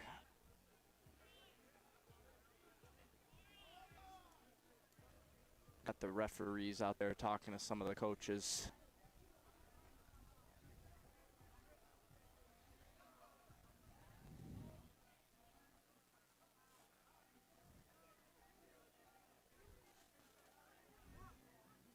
You want to make sure nothing gets out of hand.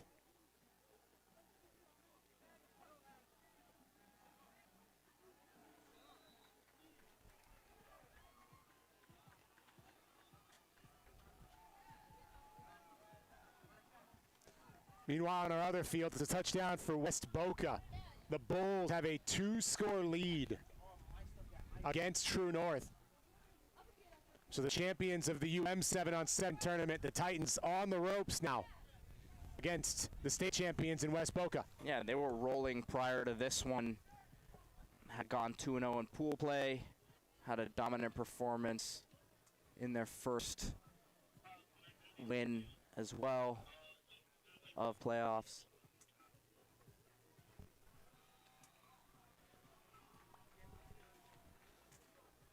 And I think we're gonna try to bring you guys over to that West Boca Two game here. incredible matchups going on at the same time.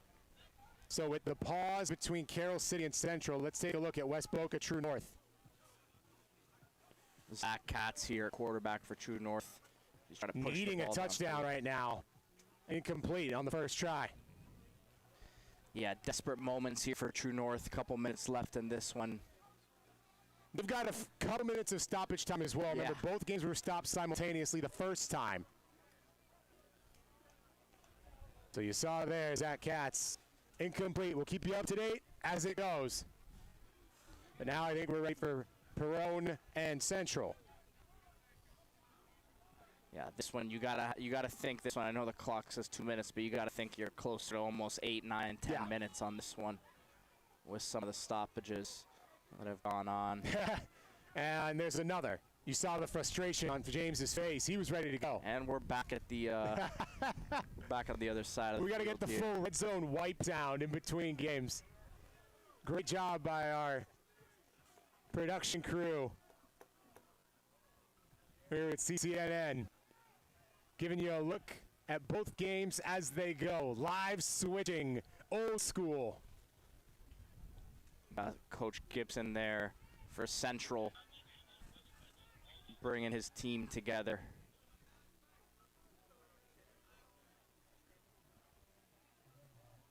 It wouldn't be Carroll City and Central. No, I jinxed it, Corey. I apologize. I don't quite know exactly what's going on right now for the stoppage, but I did jinx it, man. I did jinx it. It's all right. We wouldn't have these teams here at the Crib Classic if we weren't ready for some emotion, some passion. That's what this game is all about.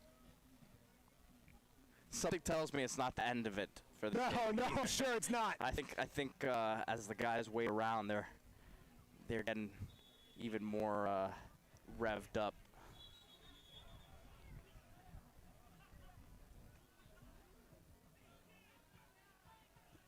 James Perone has been ready for this snap for about 10 minutes of real time.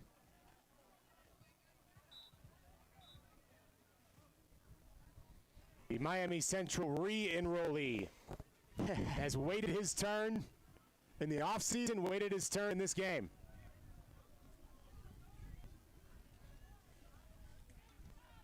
Meanwhile, True North did not answer that touchdown from West Boca.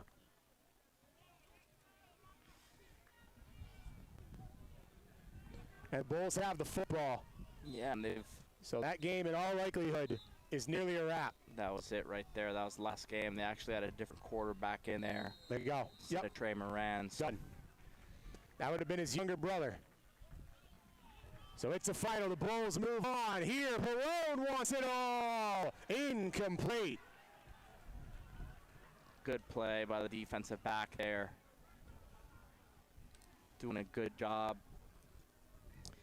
Perone ripped that one in there. Looked like it was a decent throw, but defensive back there for Carroll City made a nice pass breakup. A touchdown apiece for these two teams. Do want to reiterate, that score is correct. Lanier's got the touchdown for Carroll City, the most recent score, and Perone had the 5-yard toss to be the touchdown for Central.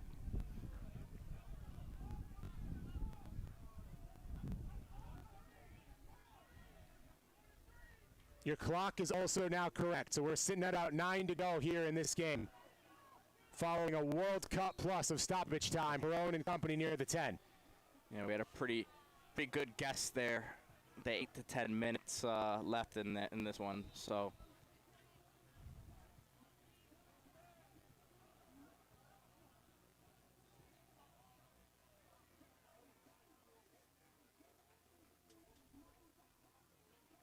You see Makai Wilson out there with his size at 6'6".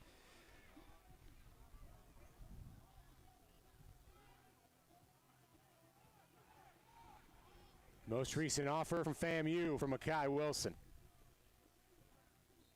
James looking end zone, lets it go. Whistle comes first. I was gonna say he's got that size. Maybe we want to go throw one up to him. 6'6" in the red zone. We've seen those guys have some success today. 4 seconds is your sack timer. That throw got out of James Perone's hand in about 4.1.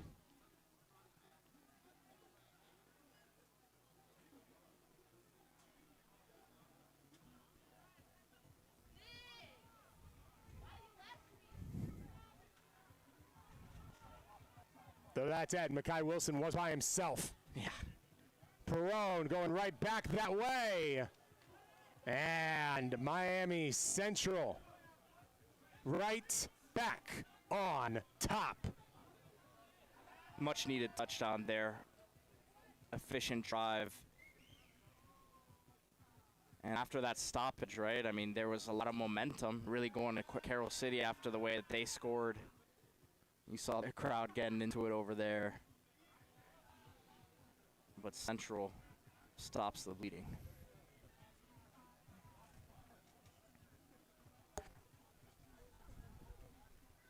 Central take a few steps back, try and get 2 points here. Whip towards the back of the end zone, and you hear the cheer. So the Rockets of Miami Central do indeed get their extra. And all of a sudden, at about the 6.5 minute mark, you don't want to say it's must score for Carroll City, but it kind of feels like it. Yeah, especially with Central, with James Perone there, coming out with a lot of confidence after that stoppage. And these are battle-tested championship sort of teams, so a stop here could go a long way for their chances. But let me tell you, Nick Lanier out there and some of these other playmakers, Carroll City's gonna have something to say about that. Here was the target pretty exclusively for the Chiefs in their opening score. If it ain't broke, don't fix it.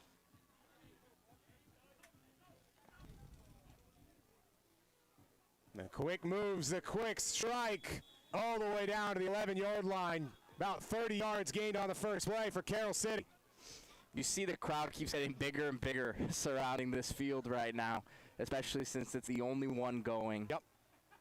Deservedly so with these two great programs. This is the marquee game of the moment and arguably of the tournament between two of our most traditional teams here in the 305.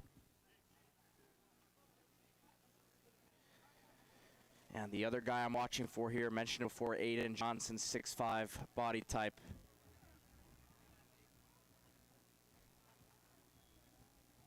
Looks like a flag came in there late, Corey. See what they're calling. Holding on Central. It looks like the defensive back wasn't able to get his head turned around there.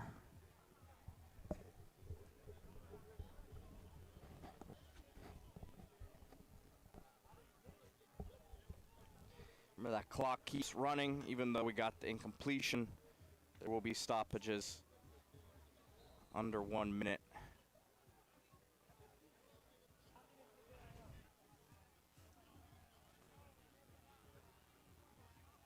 Nick Lanier there in the slot. It's been an offensively driven day to this point. And now all the way down to the 1, Carroll City can continue that trend.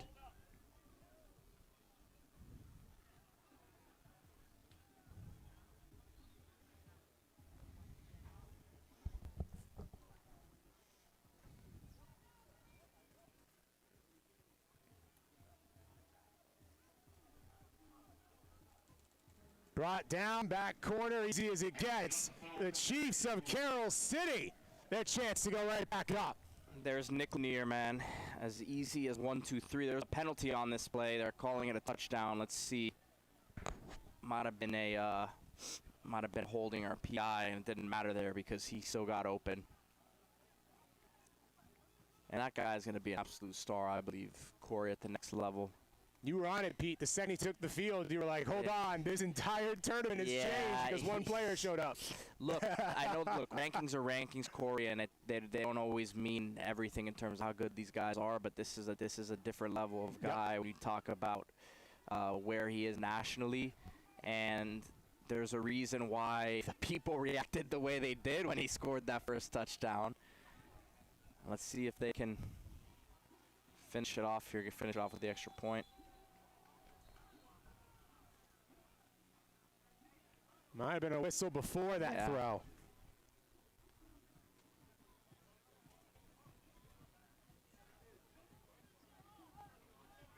You see some of the size here. We talk about their size on defense. Look at their size on offense, too. No whistle to be had, so reset it. We stay at 13 up. Quite the way to finish this one. I'm always trying to figure out what do you do here if you're a Central, right? Because you don't want to really give these guys the ball back, right. But at the same time, you got to go score how you can go score. Perone wants it all in one shot. And it falls incomplete. Incompletion doesn't kill you, though. Time, in theory, the ally of Central at the moment, just because they have the football. Every time we get back to this camera shot, Corey, there's another row or two of people behind behind him, man. It just shows you as the anticipation continues to grow. The only game going on right now. An easy trip. Wouldn't normally be if it was Monday, but Sunday traffic being what it is. These two fan bases have shown up, which is not the least bit surprising. And I believe we have our first ejection at the Crib Classic. Yep, definitely spoke too soon. But we got a great game here. This is the part of the proceedings where we say refereeing is a very difficult job, and we appreciate our friends in Stripes. They've done a great job. Any and all words directed at them hold no weight, and they should bear them no attention. Perone, ready to go. Rockets go inside the 30.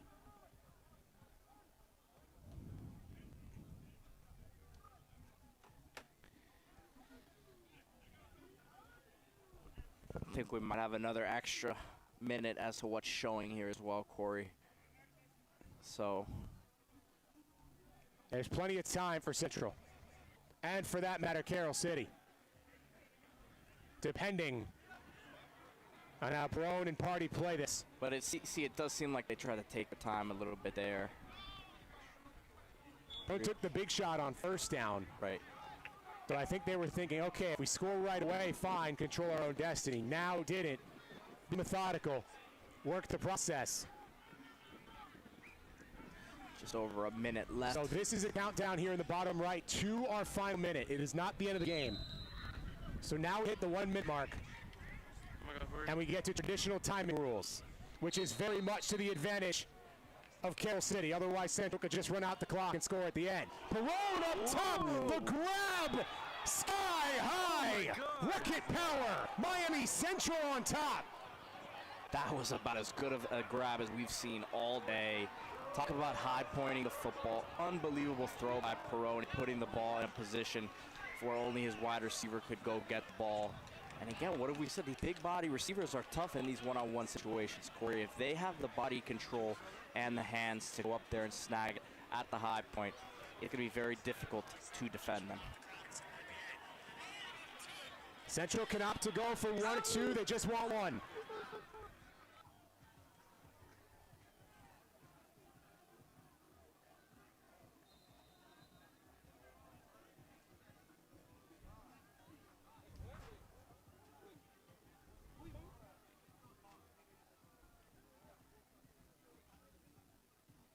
Perone for the extra point. Puts a lot of air, pleading for the flag that will not come. Incomplete. Opens the door for Carroll City to potentially have a walk-off extra point if they can find their way into the end zone. Neither team has gotten a defensive stop yet, but the clock is now very much the ally of the Rockets. Couldn't have asked for a better finish here for this one, Corey.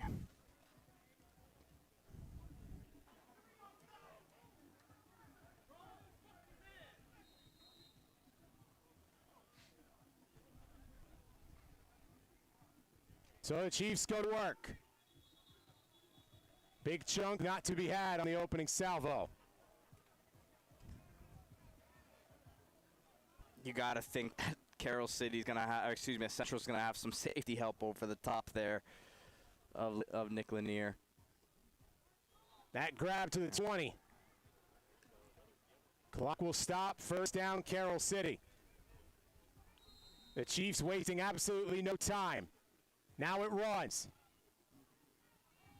Deep drop, look right, fire. And good enough. Working quickly to zone 3.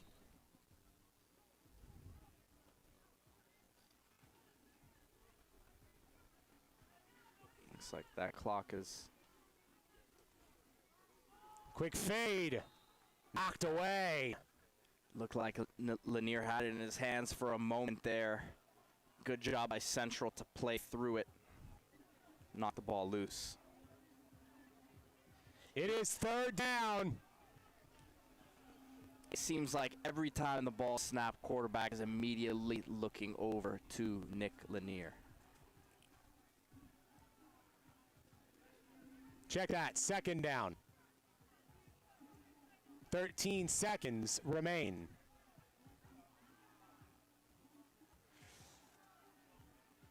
Got time for a couple plays here. We'll see if they go for the end zone or try to pick up about half of it. Whistle first! A coverage sack by the Rockets! The DBs got it done!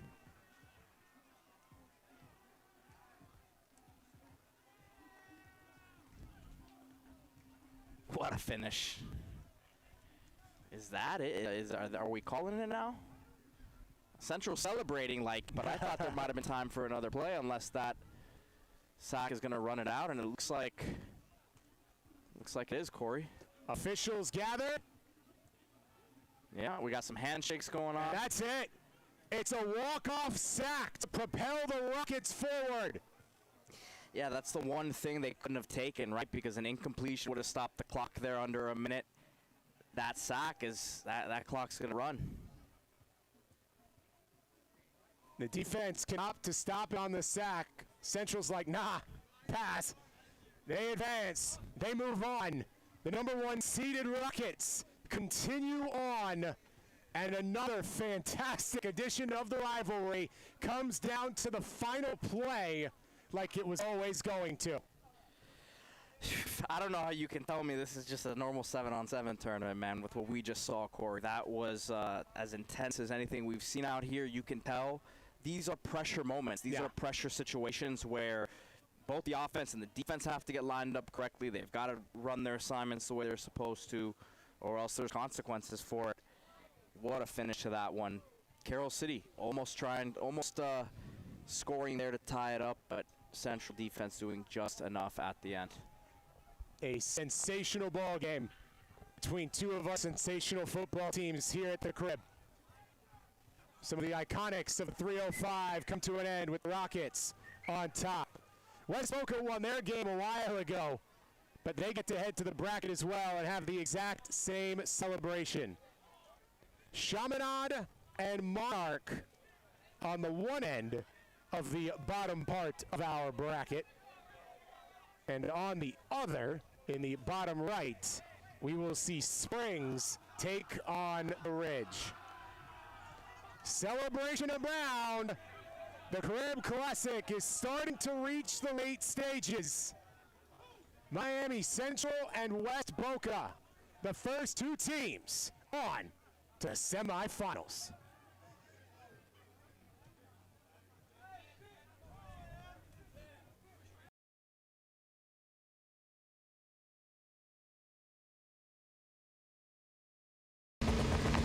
Ocho, for the last time, I do not want your salsa left. Nah, baby, this ain't about that. What's it? Yo, Ocho, what's up? Are we feeling fast today? What you think?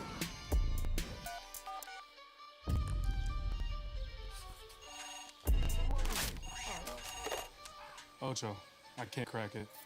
The answer is speed, old chap. Speed is...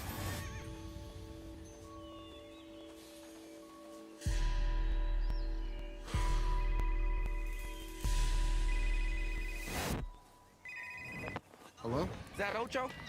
Hang it up. Nick, Amir, me and the gang heard y'all were having a speed off. You gonna let that boy outspeed you? He can't touch you, baby. You know what you gotta do. What you want, Ocho? What's up, Ocho? All right. Listen up. I send you all these cleats because I know you want to get paid. You want to change the game, right? Yeah. Do you want to separate? Yeah. What the hell makes you different? Well, actually, one of my feet is bigger than the other. Oh, speed, Travis. Speed. Speed is money. Say it with me. Speed is money. Nah. That was weak. Speed is money. Speed is money. Speed is money.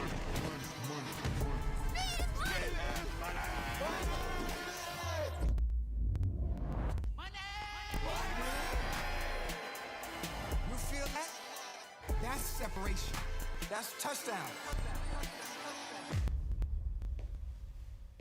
All right, baby, I'm coming.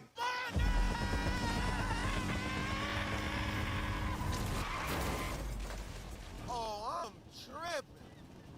What am I doing?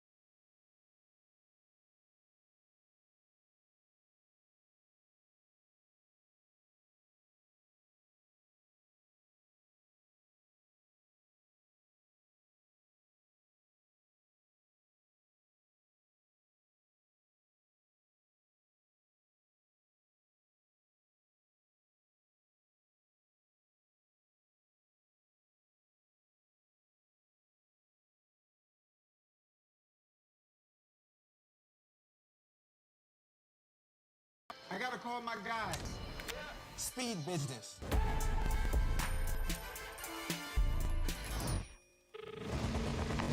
Ocho, for the last time, I do not want your salsa left. Nah, baby, this ain't about that. What's that? Yo, Ocho, what's up? Are we feeling fast today? What you think?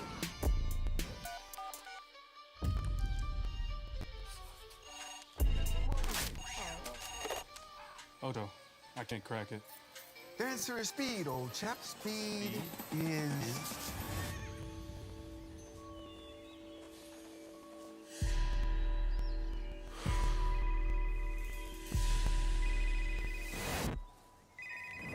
Hello? Is that Ocho? Hang up. Nick, Amir, me and the gang heard y'all were having a speed off. You gonna let that boy outspeed you? He can't touch you, baby. You know what you gotta do.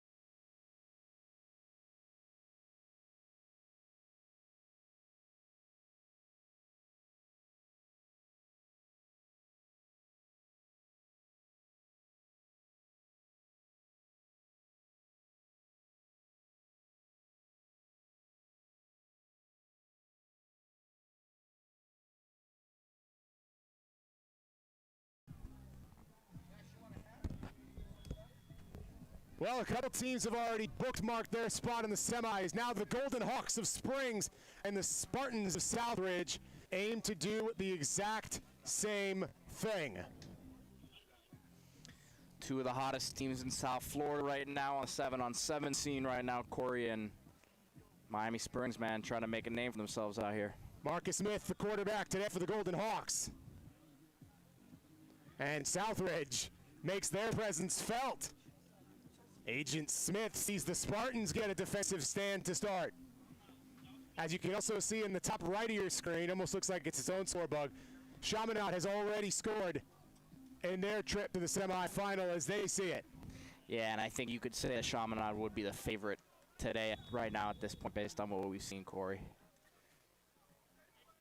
Rucker was very good in the opening win for Southridge here in bracket play. Now he'll just take the short play, picking up about 5.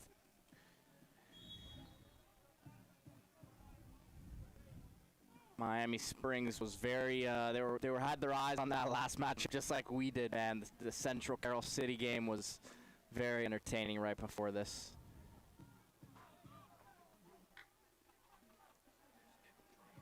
Both of these teams wearing white today, so making it a bit difficult to catch a. Spring's the one with the numbers on them.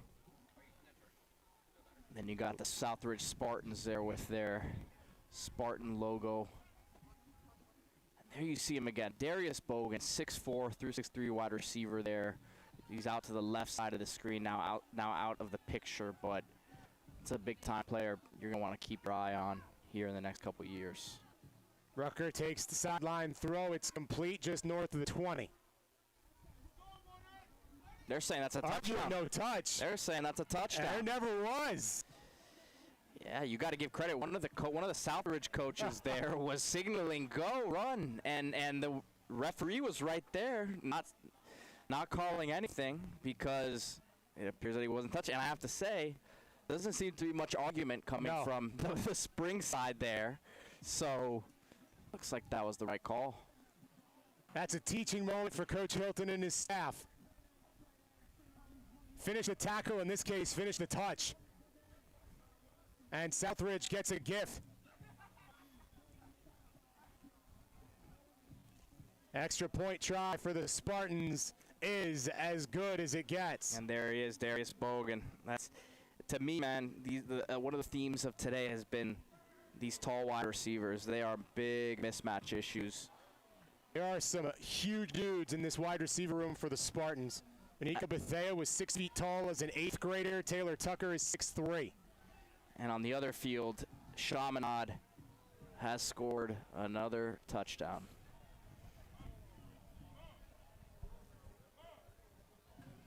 In very Chaminade fashion. Yeah. The Lions doing their thing. You see Coach Hilton getting the offense together there. Chaminade would be in line to play the winner of this game, if indeed the Lions prevail on their half.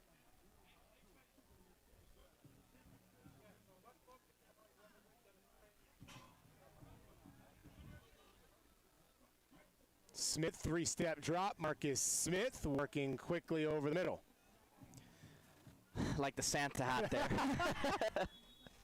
I hadn't seen that one, I gotta say, Corey. The pinnacle of head protection here in the sport of football. Christmas in July. You gotta have a little magic. Listen, it was Christmas in July a little while ago when I saw Nick Lanier run out there for Carroll City. But Central getting the job done in that one, if you're just joining us.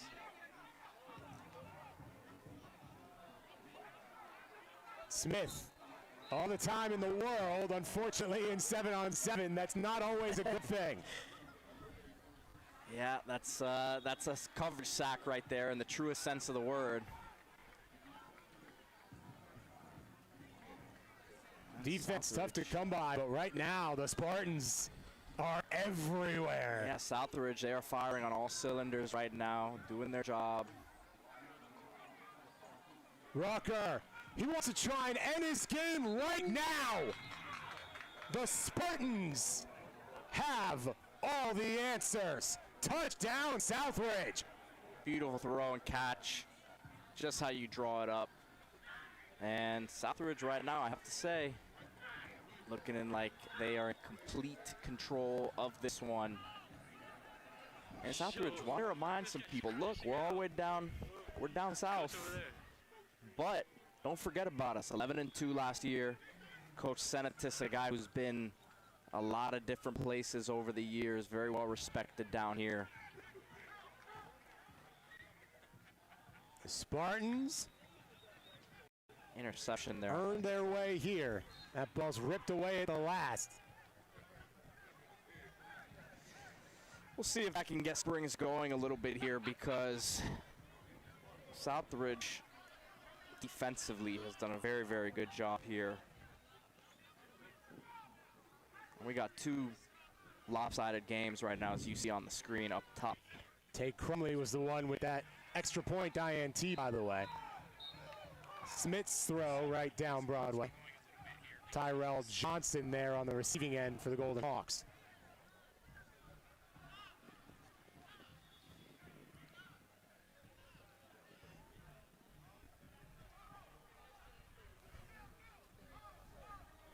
Tyrell Johnson, 2029 prospect guy that I've heard a lot of good things about. He's still got a few years here as he just finished up his freshman season. The young wide receiver talent on display in this tournament is absolutely remarkable and at the same time not at all surprising here in South Florida. Whether they're a 27 or a 2031, there's just so many sensational wide receivers, especially here in the 305. And that is no knock to our friends in Broward or Palm Beach counties. And he played, Tyrell Johnson played for Booker T last year, so. So moving it on the Chaminade side. Yeah, looks like a touchdown there for Monarch, so keeping themselves in it. Over here, this one has too much air.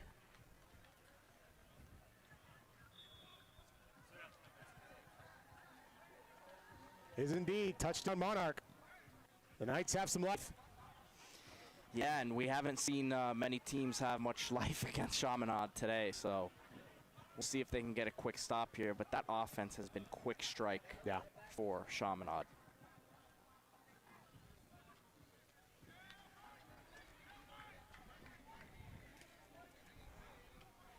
Meanwhile, the Southridge offense and the Southridge defense have both thrown a perfect game as they chase the semifinal berth. And we saw Chaminade pitch a shutout earlier, right? So we'll see if Southridge can keep this thing going. Rucker quickly into zone 2. I've been impressed with Rucker today. I really have been. He's led this offense very nicely. And like you mentioned, still has a couple years left here in high school. So working with Coach Bozeman, exact same quarterback coach as at Cats. Been around legends like Mike Vick, Quint Flowers, Teddy Bridgewater. Quentin Flowers, man. Talk about a South Florida legend. I would say you like that South Florida pull right there? Flowers, man. And South Florida in this case means actual South Florida here and the University of South Florida. True. You get the double ender right with Quentin Flowers. I'll pull another one out for you. His high school coach was actually Malachi Tony's father, Antonio De La Brown. That's right. At Jackson. So the circle is. There's never more than 2 degrees of separation down here in South Florida. That one's a true ball knower. Yeah. If you know Quentin Flowers, you've been around college football a minute and you understand how good that dude was. Yeah, I watched many of his games at Traz Powell back in the day. I believe it was 2014 class, if I'm not mistaken. Sounds about right. They can do nothing. And that's our rendition of guys naming dudes. Yeah. That's what we do here at the quality pastime. If we're doing pro players, my go-to is always Legadou Nane. If you play fantasy football and you're our age, you're like, him or Dwayne Bowe. It creates like a chemical reaction in your brain. By the way, Dwayne Bowe, and Miami Norland legend. So there you go. It all comes together. Oh, what the hell? The big flip. The flip attempt, I will say. It's all about the intent. As right now, this lead will not flip. Southridge executing on all cylinders. Chaminade did get a quick strike on the other field, so they're up 20-6 against Monarch here. We're just under 10-minute mark. So the top half of our bracket was kind of the real battle half. True Northwest Boca and the absolute slugfest that was Carroll and Central. Here in the bottom half, this might be the side of momentum because Southridge and Chaminade are absolutely flying. And Tavion Crumley, really nice pass break up there for Springs as they were looking for Darius Bogan at wide receiver in the end zone. Absolute must-score territory for the Ghost Squad.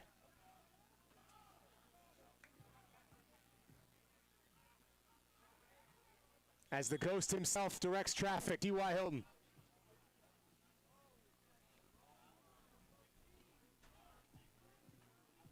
Smith unleashing end zone incomplete.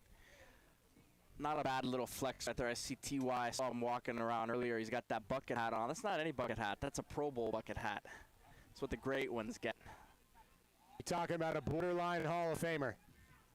And if his quarterback didn't retire early, maybe he very well would have been.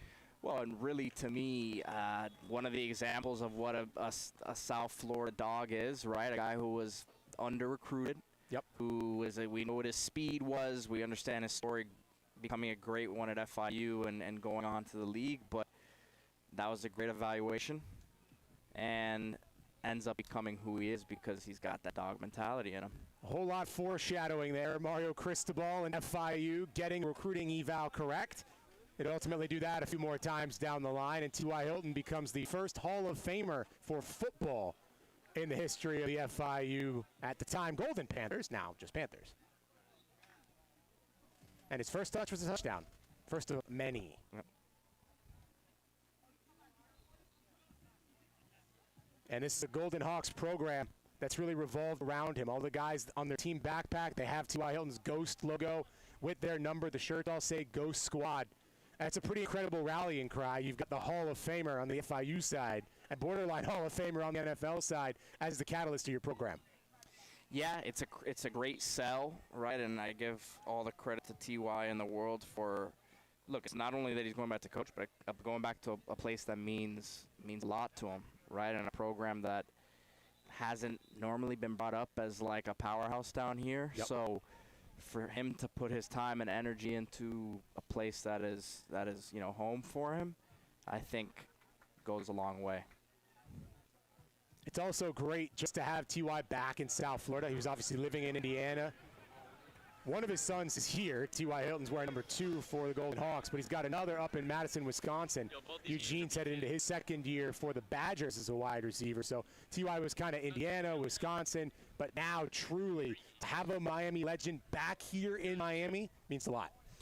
Yeah, listen, he's a legend in Indianapolis, but I'm sure he prefers being down here in South Florida.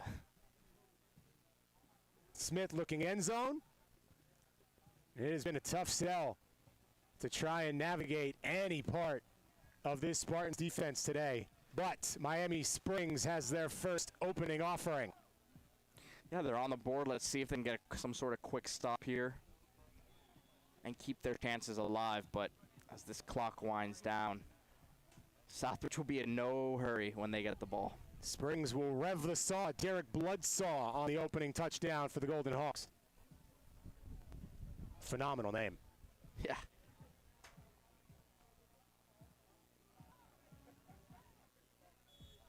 Looking for the corner of the end zone, not so this time. So score remains 19-6. It's 26-6 in favor of Chaminade. So you can already pencil the Lions into semifinal. And as long as Southridge holds on for the next 4 or so minutes, that will be the matchup. The champions of the qualifier against the presumptive favorite. Talk about a team who earned their way in and they're playing like it. They didn't just want to make it to this point of the tournament, Corey. They wanted to give it a good go, and they've done that so far. Our top half of the bracket, Central and West Boca, 2 very different traditions there. West Boca is rewriting their history books right now. Central's goes back a long way.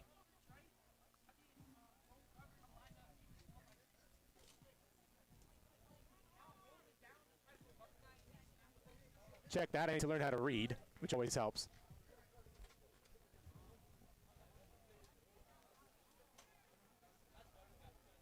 So West Boca's got the winner of this game. And Central will play Chaminade.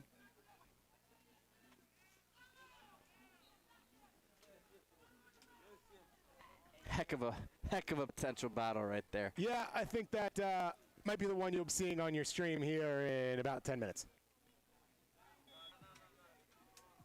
Southridge, like we said, they're going to take their time here. They want that clock to run down. Would be pretty improbable here for Springs to make something happen, but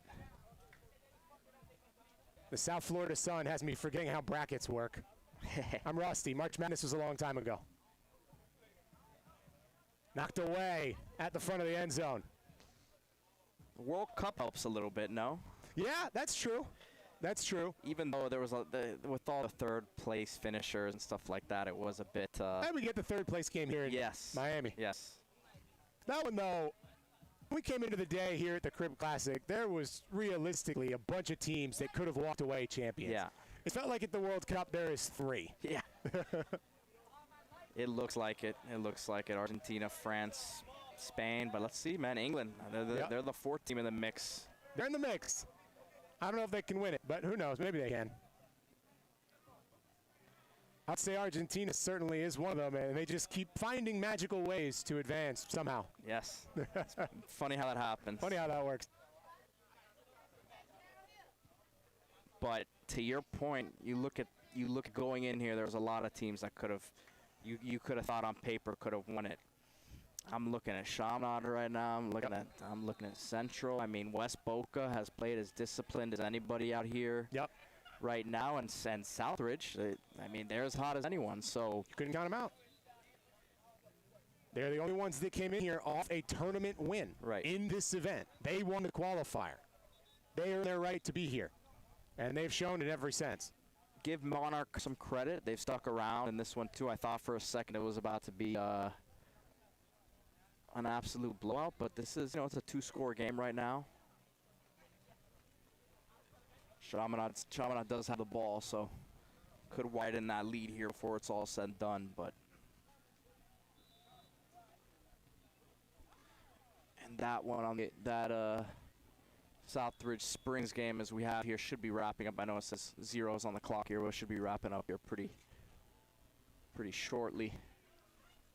Just a little bit behind, flag flies.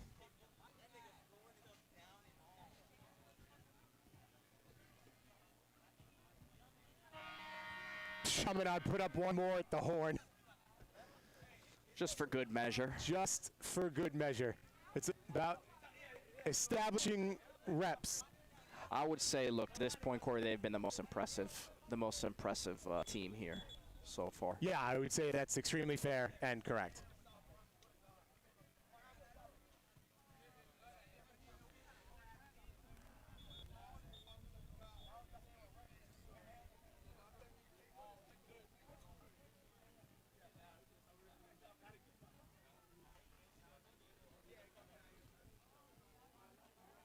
Another couple plays, and Southridge will move on.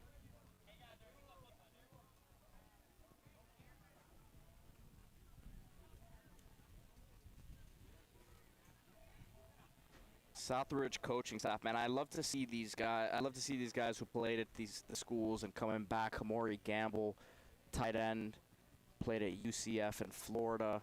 Saw him out there working with the offense. Kemba Jones, who was a great defensive back for Southridge. Saw him on staff as well. And I think it means a little more, man. When you have guys who play there, I really do think that it makes a difference because you're from the area, you were in these guys' shoes, and I think you can mentor your players a little bit better. You've been in their shoes. Pierre on the grab for the Hawks. I think the Southridge coaching staff is amongst the most fired up that we've got here at the Crib Classic. And to your point, that's probably why. It means a ton for these guys. Means a ton for Miami Springs as well. The run after the catch makes all the difference. Amari Pierre did that entire drive himself. 40 yards over the course of 2 catches. And the Golden Hawks look for the spectacular. Impressive run after the catch there by the big fella at tight end. It's a good looking prospect there. Some big hands on him as well. Surprised they didn't target him more in this game. Availability is a funny thing.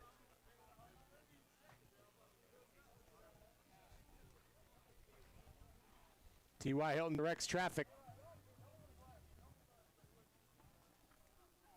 At the bare minimum, it's some momentum for Springs head into a season where T.Y. Hilton gets to put his full mark on the roster.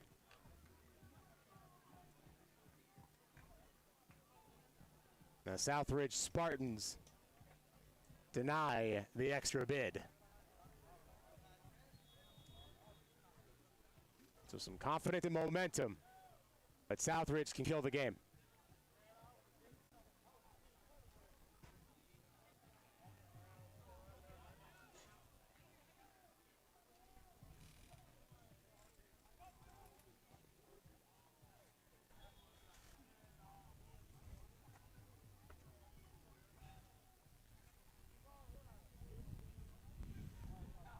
Rucker taking a deep shot over the top, and it's incomplete. Just going back to Pierre there real quick. He's a guy who was at Miami Edison last year, played defensive end. So tight end, man, looking pretty good there in that spot. Maybe that's his future.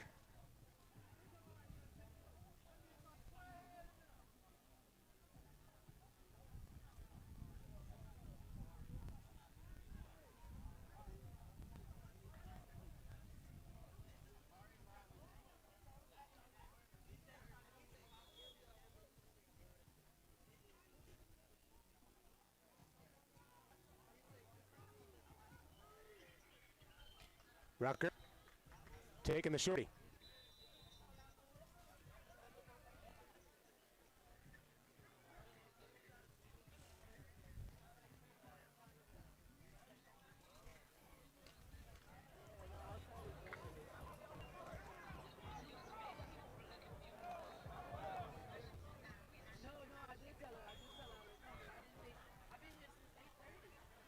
So was that Patrick Mahomes? Where's Mally at? Mally's not coming.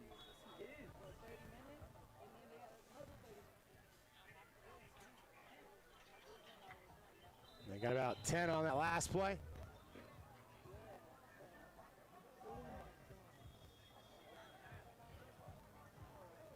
They're taking their sweet time here, Corey. We're down to final moments of the game, I would think.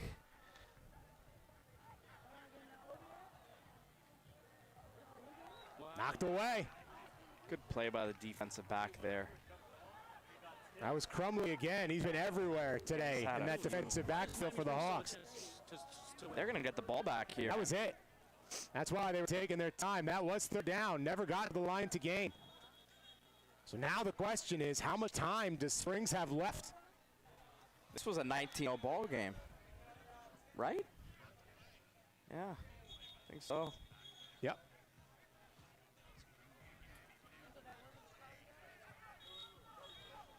They're stacking three to this side.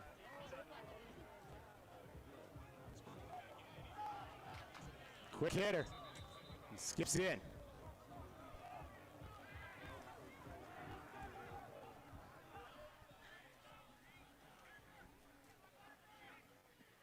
Some sense of urgency here.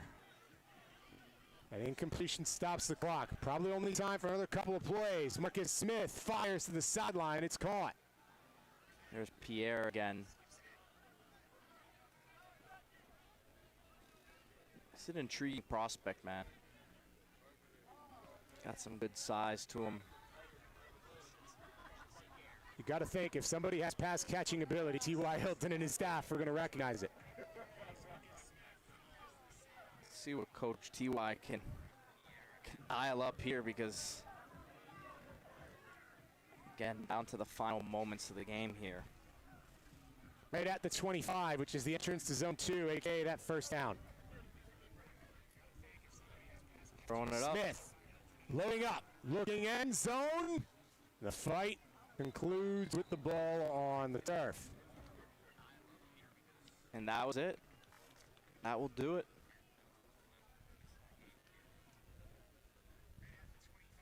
And so that was the Hail Mary for the Golden Hawks of Miami Springs. A spirited comeback effort. Actually wound up pushing Southridge in a game that was, to your point, 3 scores just a few minutes ago.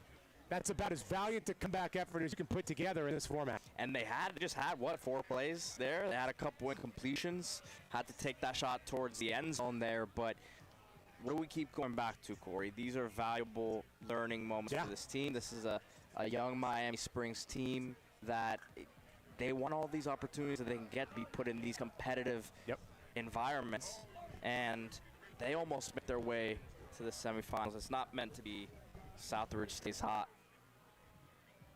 So the Spartans move on, and the Springs Hawks get the opportunity to realize that never is a game out of hand. Start a little quicker, and they wind up winning that game with a phenomenal second half effort. Our final four is set. 4 teams remain at the Crib Classic.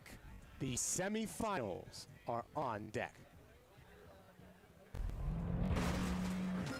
What you want, Ocho? What's up, Ocho? All right. Listen up. I send you all these cleats because I know you want to get paid. You want to change the game, right? Yeah. Do you want to separate? Yeah. What the hell makes you different? Well, actually, one of my feet is bigger than the other. No, speed, Travis. Speed. Speed is money. Say it with me. Speed is money. Nah. That was weak.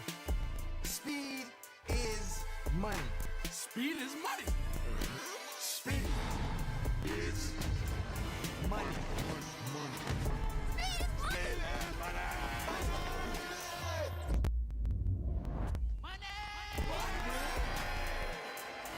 You feel that? That's separation. That's touchdown. All right, baby, I'm coming.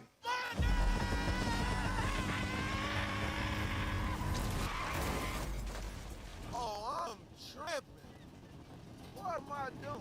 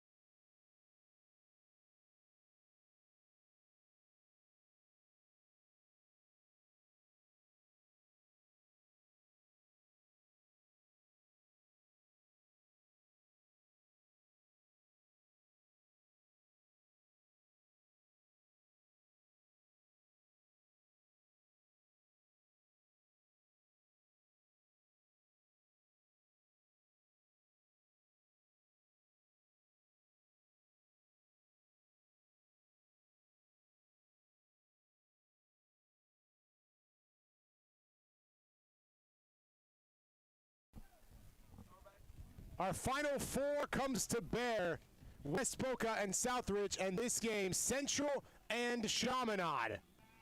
The winner of this one will be the favorite in our championship matchup. The winner of the other matchup, the upstart. Let's see our final two. All four of these teams have, without a doubt, earned their way here, Corey. These two teams have done so in high-scoring fashion. Brady Quinn and Chaminade have been unstoppable. A couple 100 points to bear over the course of their run to this point. There's big Peter Pierre right there, tight end prospect of the 2028 class. Just saw another Pierre a moment ago have his own impressive performance at tight end for Southridge. Excuse me, for Miami Springs against Southridge. Quinn drops it in. Chaminade Madonna, like they have all day, find themselves on top. Amari Stevens right there, who's had a big day for Chaminade. This is a loaded Chaminade offense when you talk about him. Tremont Isaac Jr., Armani Strong, who's committed to Florida. But this has just been an embarrassment of riches, really, for the Chaminade offense, say. Absolutely clinical work from the Lions. And now if you're the Miami Central Rockets,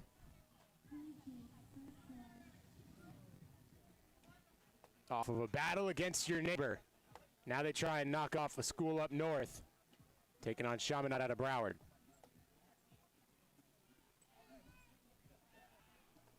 $7-0 for the Lions.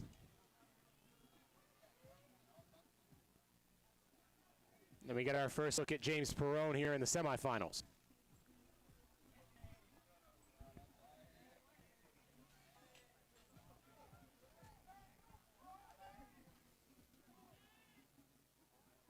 Perrone left side. Nicely and easily done inside the 20. All the way down to about the 15, gain to 25. Yeah, looked like a bit of a miscommunication there. Saw a couple of the defensive backs from Chaminade there kind of looking at each other after the play, but receiver was wide open up the sideline there. And then had some room to run after he makes the catch, so. Perrone continues to produce. James had all the right answers so far at the Crypt Classic. Now he'll work it inside the 10. Good for a first down here for Central. James is not worried about the sun today. That has been his uniform. This time it falls incomplete. Yeah, this would be a big bounce back drive here for Central to score relatively quickly, but still have to punch it in here. This is where Chaminade, with all those athletes they have in the secondary across that defensive side of the ball right here, really could make difference. Could have a very James Perrone final, potentially. Yeah. If Central wins here and Southridge wins on the other side, it's his current team against his former team. Right now, it's his current team up. High point, the football, touchdown, Central. Nice grab, and he had to get rid of it. That was pretty much right before the 4-second clock would have ran out right there. Would have been a sack, but he had to trust his receiver to go up and get the football. Nice throw by him. DB was not really in a position to make a play there. Threw it where his receiver, and only his receiver, could go up and get it.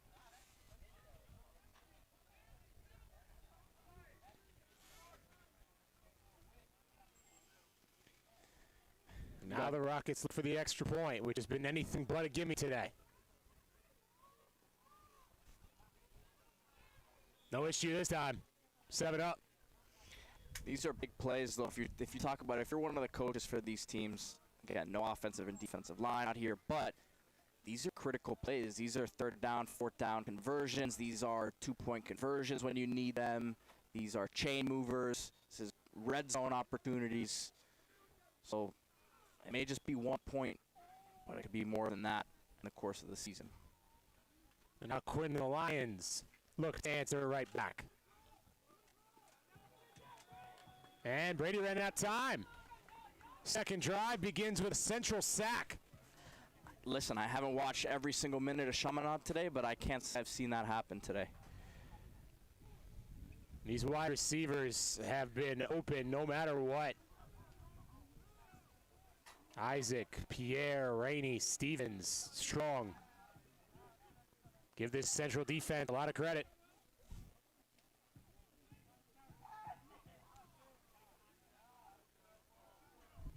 Xavier Jordan, T. Miller. Both those guys playing D1 football. That grab just north of 30 at the 31, a gain of 9. T.R. Miller committed to Missouri a few weeks ago. Talk about an intriguing prospect there in T.R. Miller, 6'3", 6'4", with his length at defensive back. He's a guy that has very, very high upside at that position. And also came over from Southridge, much like Perone. So maybe a very familiar opponent. But not if Westboca has their way. That game is zeros up.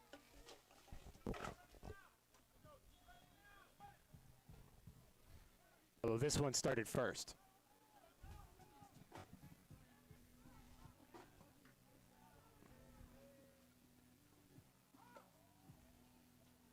Oof. Near sideline, the juke moves the only way you can.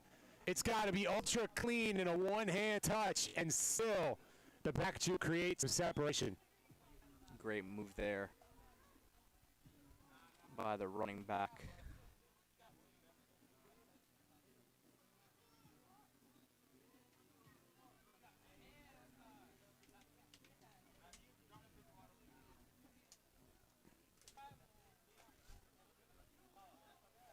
Got Amari Stevens in the backfield here with Brady Quinn. The beauty of 7-on-7, you move your playmakers around and try to get him the ball in as many different ways as possible as he goes in motion there. Instead, the more traditional slant gets the job done for Chaminade. Peter Pierre, there he is again. You see the young 2028 prospect. You see the body size on him. He's someone that as that frame continues to fill out, man, I really think he's going to be a matchup problem for people this season in South Florida, and then moving forward, big-time prospect for the next recruiting cycle. Played 5 different positions as a high school freshman, coming off a career year with 5 touchdowns, and in line for a whole lot more. That was almost an unreal grab.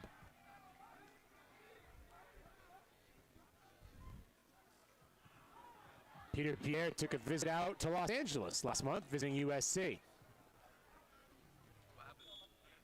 Probably a whole lot nicer weather we've got down here in South Florida at the moment. Yeah. Wait a few months, everyone in the country will want to be down here, though. Oh, yeah. No, we get ours. Make no mistake about it. And I'll take ours over any alternative. Take ours, like you said. Quinn. Looking down the middle, rising up and snatching it out of the air. The Lions continue to roll. Amari Stevens, Tremont Isaac at the opener. These guys have the exact right place. And there's Peter Pierre. We were just talking about him. I think that this guy is going to be a big-time playmaker down the line. I mean, he already is. He's showing it here, but you just mentioned it. They've had the speed on the outside winning today. Amari Stevens, Tremont Isaac, those guys have been doing their job all day long, but Peter Pierre now causing issues up the seam for the Central defense.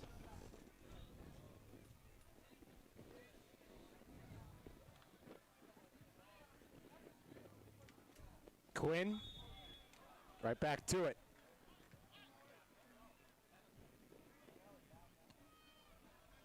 Well, the Rockets have to after us the second time. Let's see what they're saying in the comment section. Peter Pierre getting some huge offers. Ohio State saw his family run outside and do some victory laps around the neighborhood. They were so excited. Unsurprisingly, USF has increased their recruitment recently because the guy who gave him that Ohio State offer was Brian Hartline, who's now the head coach at South Florida. That's incomplete on the first for Brown. Pivotal drive here for Central. We understand how explosive this Chaminade offense is. You do not want to give them an opportunity to go up 2 scores here. Central has to keep this one level. As we got a 7-6 ball game on the other side here. West Boca in the lead. You're arguing in the comment section. What the hell? Perone's done a great job today. Southbridge and stuff. We were talking earlier about how you're never going to fault a kid for making the right decision for himself. As Perone unleashes down the field, it's broken up. Phenomenal PBU for the Lions. Perone, kind of through no fault of his own, became a national headline with the idea of a 3-transfer offseason. Yeah. And that was because Central kind of shuffled their coaches. They bring a coach back, so James sees that and wants to honor his original commitment. But you just saw the national headline, right? 3 transfers, 1 offseason, and everyone was kind of jumping on him. And look, are there changes that probably need to be made in our system? Yeah. But was this the example of it? I don't think so. Yeah, and you see the success he's having out here today, but he's a Pitt commit, so you're already committed to your school. Not really a reason to be moving around too much. And like you said, the coaching stuff, that's always going to play a factor. Ooh! That's absolutely filthy. Central right back with a chance to tie this up and take the lead. Sheesh, he left something behind him there. And I got to say, the run after the catch, we've seen a few of them today. Yeah. But for the most part, the tackling or the, tagging, we can call it, has been pretty good today. Yeah. Pretty consistent. Right there. That wasn't the case. One-handed touch is a relatively low bar usually. But there have been 2 times that Southridge gift we saw in the last game. Yeah. And right there, that was no gift. That was hard won and hard earned. A chance to take the lead. In the end zone, Dutal. 13-13. And 7-6 in our other one. 0 separation with about 7 minutes to go in the semifinals.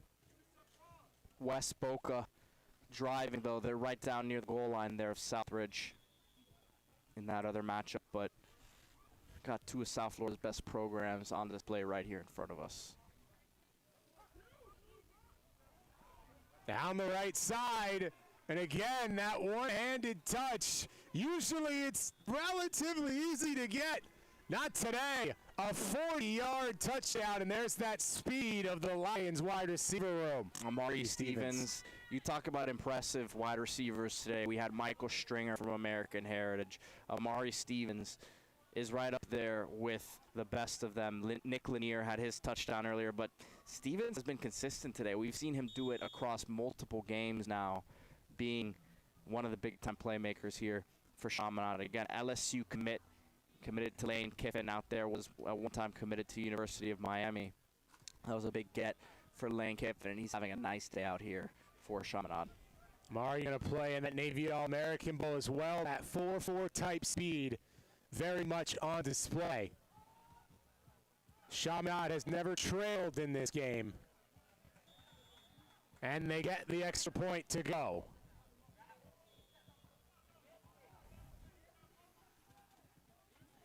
This is that Chaminade offense. This is why we said last time Central had to score. You have to keep pace with these guys because if not, they're going to keep scoring. Now under the Rockets, you really have to score. Really have to score. And really, these sort of games almost come down to the extra points, right? Yeah.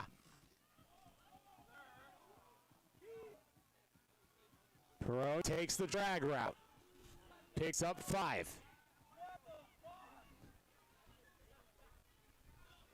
The fans all want the big plays. James Perot knows better. And even there, look, Central sent multiple guys vertically down the field there, and again, there you have multiple guys down the field. But you got to have the safety valve. Down to the 20, first down, Rockets.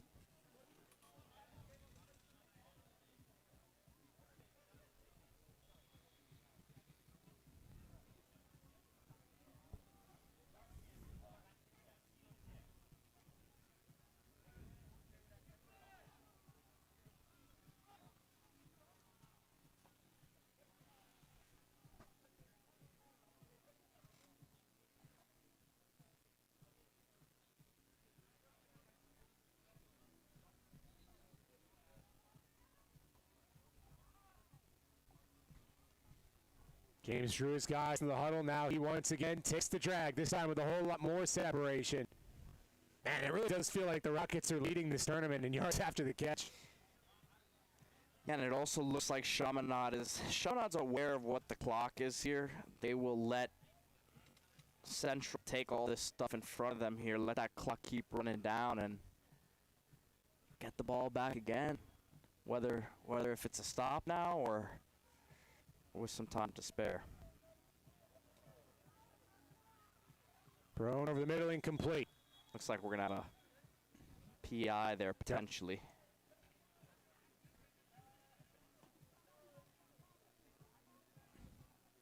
A little bit of early contact. The advantage belongs to the Rockets.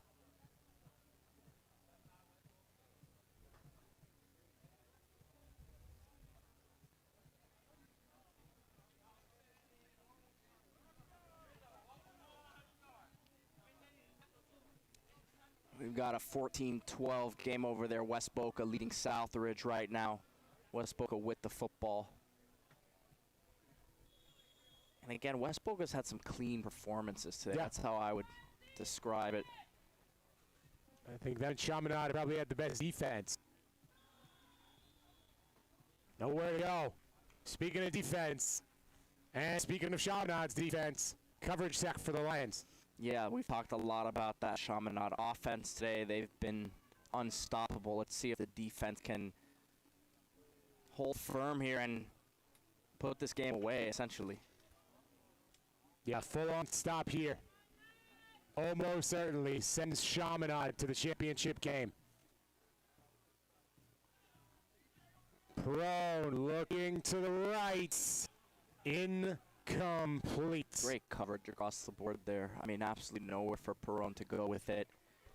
It's kind of his last resort there. I had to throw it up. And even there, I mean, I know it was a little bit overthrown, but receiver did not look very open. Third down, and gotta have it for the Rockets of Central.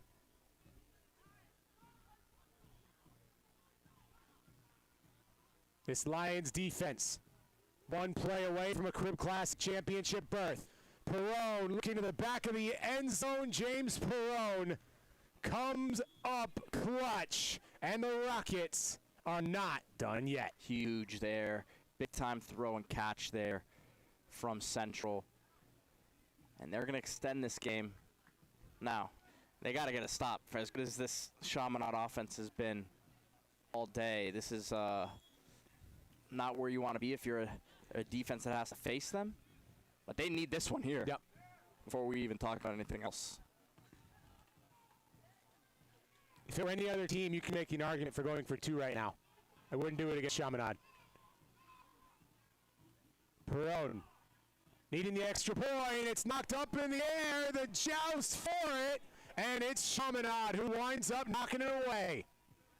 Tip drill right there. Nice job by, couldn't tell who it was who got their hand on it across the middle, but Perron tried to fit one in there. He rolled out to his right.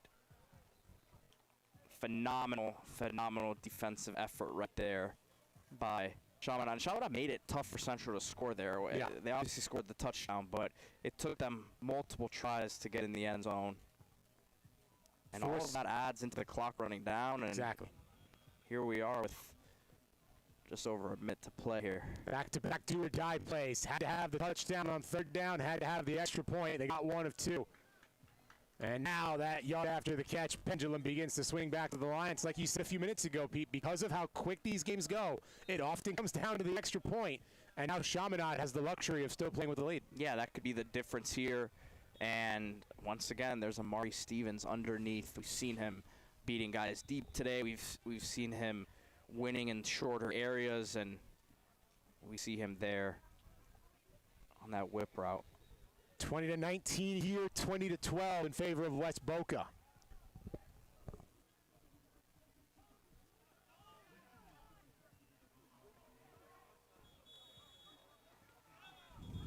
Chaminade down the doorstep.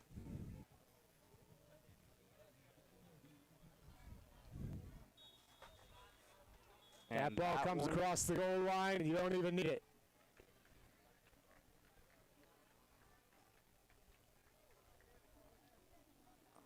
Thought they were blowing it there for a second, but let's see what the call is.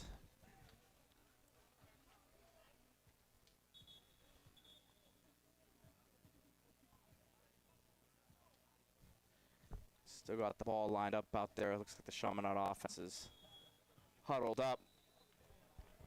A quick timeout. Chaminade doesn't have to score, but if they do, it's the exclamation point that sends them to title. They'll definitely want to do it. We just saw a game in a moment ago with Springs down by 19 against Southridge. Almost came all the way back. So we want to avoid anything stupid here. Quinn to throw. Quinn rolling, and with nowhere to go, he'll just eat the football, take the sack. Yeah, and that's going to be the ball game there. All it took. The Lions of Chaminade Madonna, the class of pool play, remaining the class of bracket play. They will play for a Crib Classic Championship. Yeah, and they'll play the winner of this West Boca Southridge game. West Boca up 20-12 right now. 20-19, excuse me. 20-12. Southridge trying to make it 20-19 or 20-20 if they can. A huge win for Chaminade. Certainly their closest of the time here at the Crib Classic. Yeah, and listen, we can't be surprised. That's another one of the top programs down here. Miami Central, who's had a strong showing today, beating one of the best teams here in Carroll City. They went up against a freight train right now in Chaminade Madonna. A group that's just ready. And we've got the looks like we've got the Southridge Boca game on now. So got Southridge with the football here, trying to nod things up. The 2028 quarterback, Lamesh Rucker, has been outstanding today. The qualification champions looking to make it a cool 15 grand for Southridge High.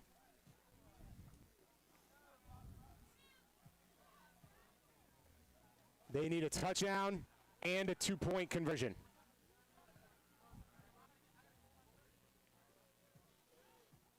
Rucker floating back of the end zone. Not quite held on to. Looks like it might have been a little high there.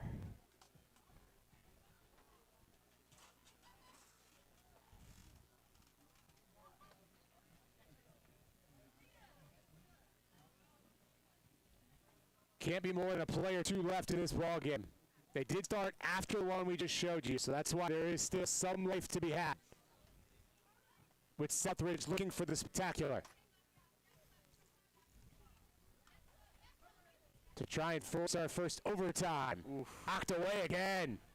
This West Boca secondary has been as good as any at the Crib Classic. Looked like he had a window for just a second there from this angle, Corey. But great job by West Boca, getting fingertips on it there, changing the trajectory of the ball. We're getting down to it here.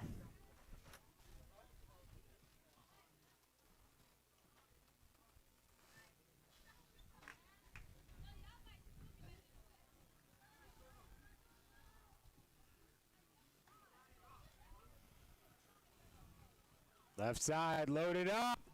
Southridge is going to have a chance. So they'll need a 2-point conversion here to tie this thing up, but great drive there. And you mentioned Rucker has been ice today. So you got to go way back for the 2-point try. Couldn't even do it in pool play, so again, we didn't see every single minute of the day, but this is probably the first of the day here at the Crib Classic.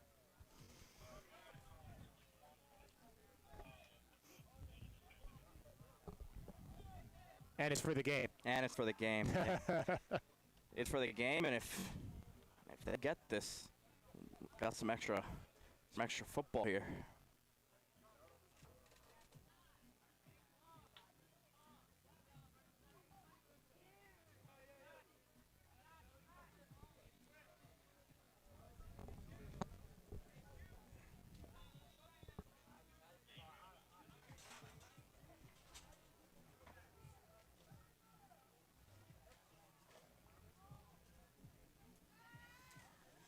Here we go.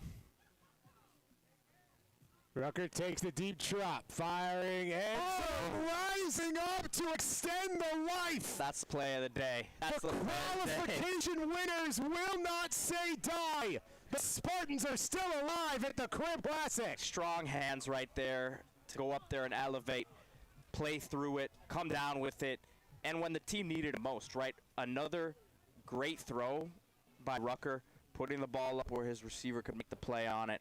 But again, to go levitate up there and moss the defensive back like that, one of the most impressive plays in the entire day.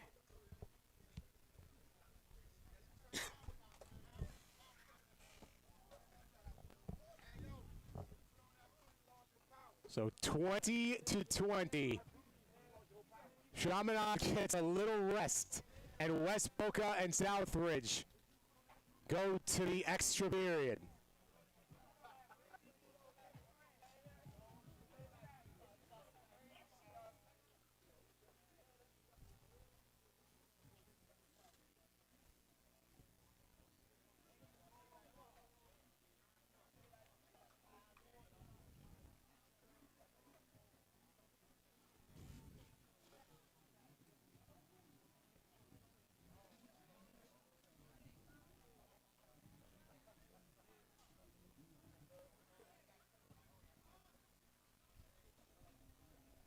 Got the refs here talking to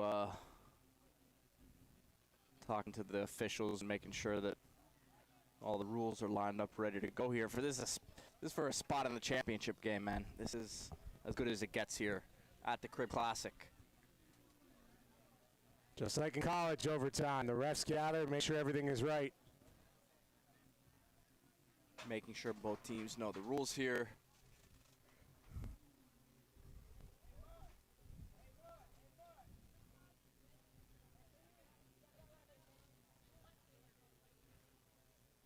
Three plays from the 10-yard line. Each team gets a chance to score. Our third overtime is when we start doing two-point tries.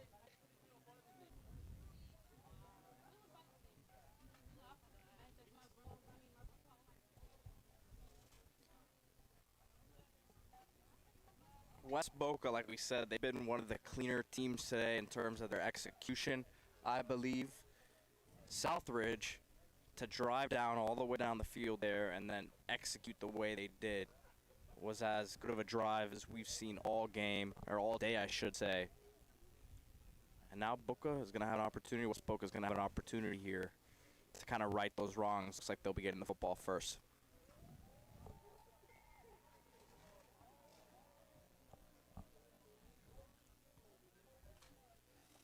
All right.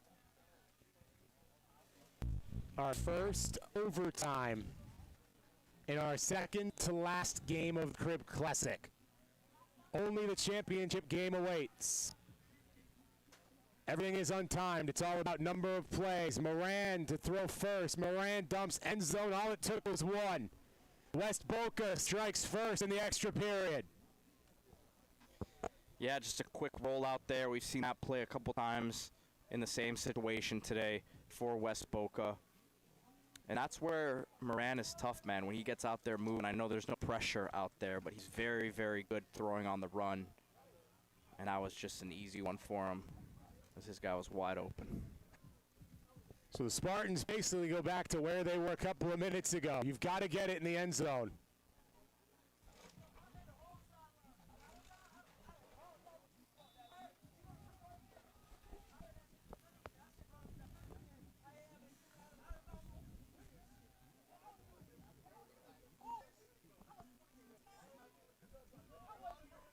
Back back of the end zone. A whole lot of fighting, and it does not matter. What a phenomenal play for the Bulls of West Boca, and just like that, our champ is decided. It will be either Chaminade or West Boca, the Bulls and the Lions for the Crim Classic Championship. Great play by the defensive back, breaking on the ball right there. For a second, I thought Southbridge might have come up with it. But West Boca, this is what we've talked about. The execution has been on point all day long. They have a much-deserved spot in the finals now. It's the Knot Boys, Chaminade, Madonna. And I think, Corey, these have been the best two teams here all day. I was going to say, every once in a while, Pete, we sound kind of smart. We were talking about, in the beginning, our favorites in this tournament, and these were the first two teams that we said. So yeah, every once in a while, a blind squirrel finds a nut. It happens. It happens. We got a great championship game coming up here, man. I'm pumped up for it. So stick around, guys. We'll be coming back with the championship game here shortly. Bulls and Lions on deck. I gotta call my guys. Speed business.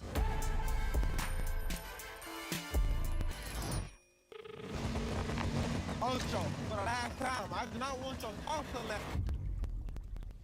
Nah, baby, this ain't about that. What's it? Yo, Ocho, what's up? Are we feeling fast today? What you think?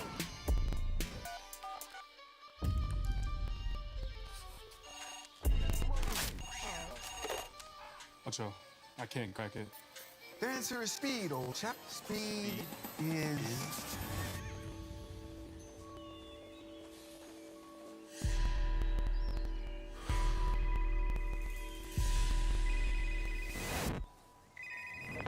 Well, that Ocho? Hang up.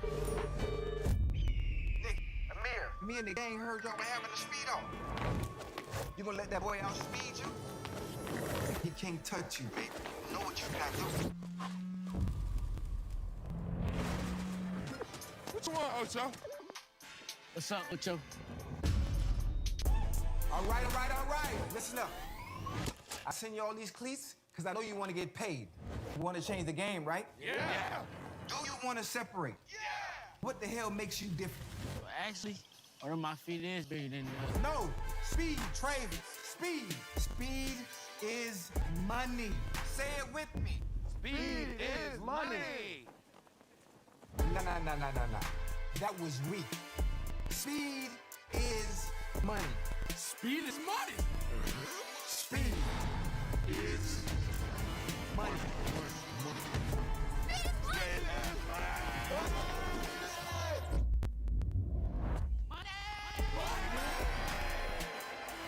You feel that? That's separation. That's touchdown. All right, baby, I'm coming.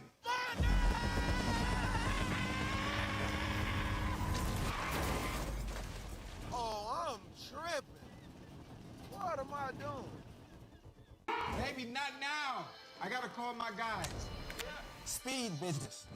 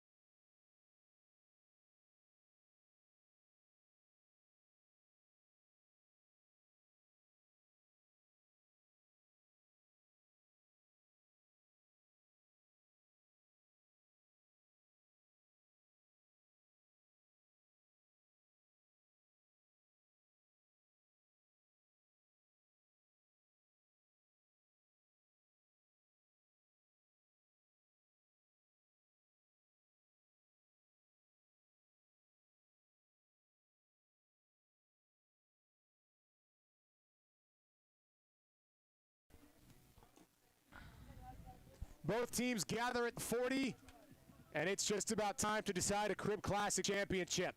Corey Brooks, Peter Reese with you. Pete, these are probably the two teams that have distinguished themselves the most. I would say Chaminade's offense has been the best of any here. I would say West Boca's defense has been the best of any here. And now they go at it for the title. Yeah, look, a lot of times in these tournaments, it's not always the best two teams that day that get there. It's a game happens, and maybe there's been some dominant teams, but someone can get knocked off. I think we can pretty much say these have been the best two teams here today. And like you said, Chaminade with their weapons offensively have been very, very impressive. If you just look at the names on paper, but West Boca has been super efficient the way they've moved the chains, the way they've played team defense. Yeah. Like, it hasn't just been one guy sticking out for them. It's really just as a unit, they have been very, very impressive. And we got a lot on the line here, man. $15,000 at stake, $10,000, excuse me, at stake here. And it's going to be a big-time battle. Southridge could have made it 15 because they won the volley. Yeah, you're right. They could have. These two look for 10, which goes a long way. Chaminade gets the ball first. Please help clean up the trash. Let's do this place better than when we got it. So you get good on good right away. The tournament top attack begins with the football. Brady Quinn, who's going to be playing his collegiate football at the highest level, sitting on about 30 offers. His top 6, Miami, Florida, Indiana, Syracuse, Kentucky, and Florida State. I'm looking at Peter Pierre in this one. He was a difference maker last game for Chaminade. Best announcer, Fat Boy Films. And when you look at what he brings, that skill set with his height, his movement ability, got some soft hands as well. I think he could force some problems here for the West Boca secondary. Let's see what Clock happens. winds. Let's do it. Two teams remain. Chaminade gets the ball first. Quinn to throw. Opening play. There's nowhere to go. That Bulls defense picks up right where they left off. First play of the title, a sack. Great coverage down the field, and what we were just saying a moment ago, it's been the team defense. Everyone's in their right assignments. Right, there's great communication across the board, which you're going to need here in these 7-on-7 settings. Great first play.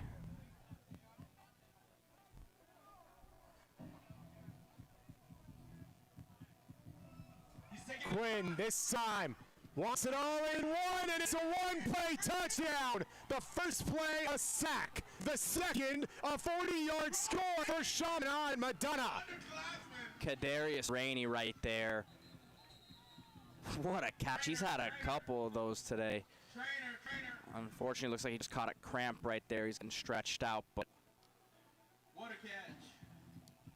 I think I would cramp if I made that catch also. Oh, I guarantee I would. I would make a catch in the first place. But I wouldn't be cramping because I wouldn't make that Yeah, catch. exactly. And Collins a glove, and Kadarius Rainey lives up to his moniker. He went right up top. He had another play like that earlier today. Again, we hope this is just a cramp as he was getting stretched out there, but unbelievable play, man. As we've got the clock is stopped now at 18:48. Kadarius Rainey getting some attention there, and he's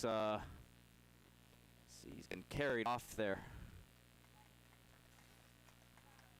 Like I said, hopefully it's just a cramp.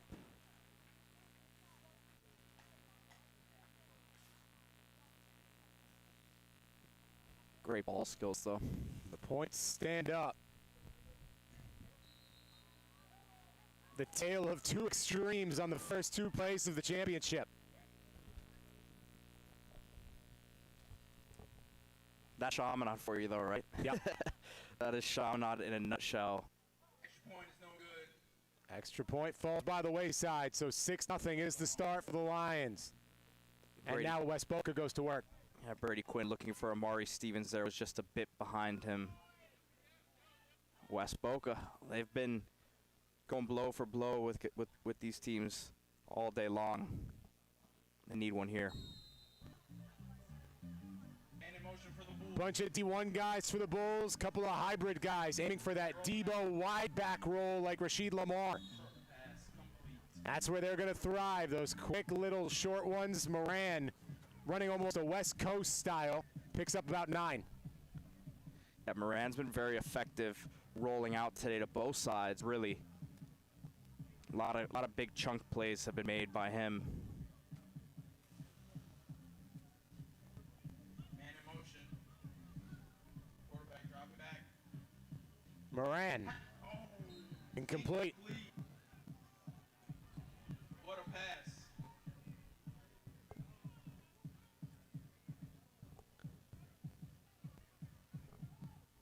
You get the feeling with how high-powered these two offenses have been, particularly Chaminade, a defensive stop might be a recipe for a win. That's how it's felt all day with them. If they go up by 2 scores, it happened with Monarch. Monarch fell behind by 2 scores, tried to fight back in it, but they lost by 2 scores. So it's tough to stay up with these guys. And The flags everywhere.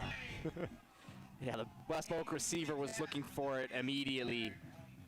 Was about to say some good physicality there in the middle of the field, but just a bit too much physicality. It's the right idea. Execution a little bit early. $10,000. So a pass interference call aids the attack for the Bulls. And West Boca competing for $10,000. The PA announcer is letting us know again. This is a $10,000 on this game here. A winner will take home.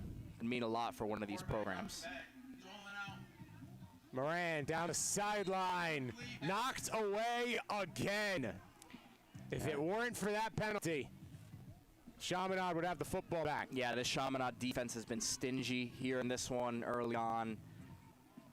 Offensively, we know what they are capable of, but this defense coming to play in this championship game as well.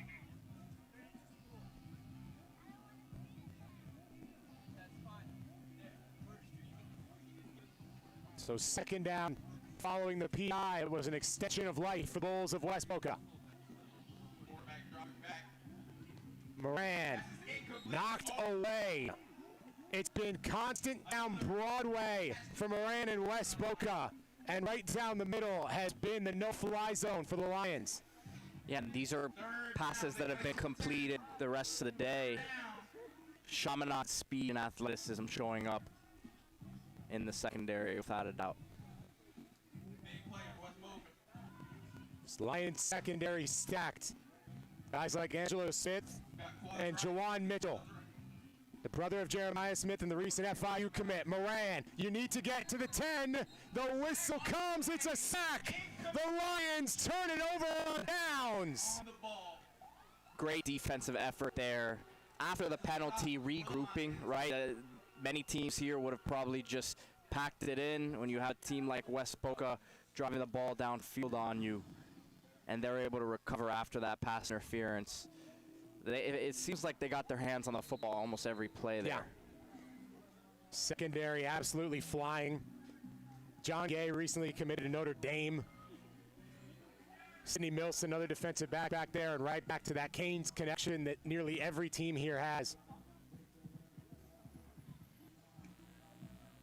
And now Chaminade can get that signature 2-score lead. A point in which they have not looked back. Brady, he wants all at once, clean over the top, and a little bit too much. Amari Stevens did have some separation.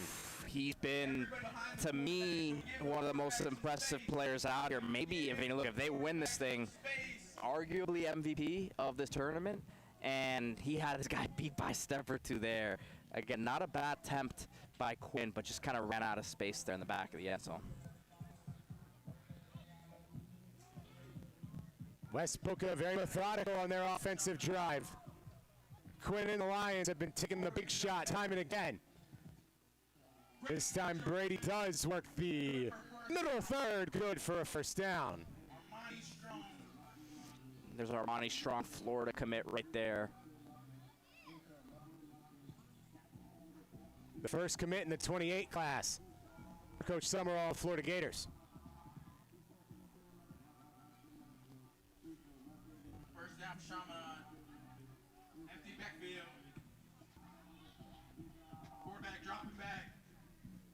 Quinn, quick hitter caught. There's Amari Stevens again. You're going to want to cover that guy, Corey. First down.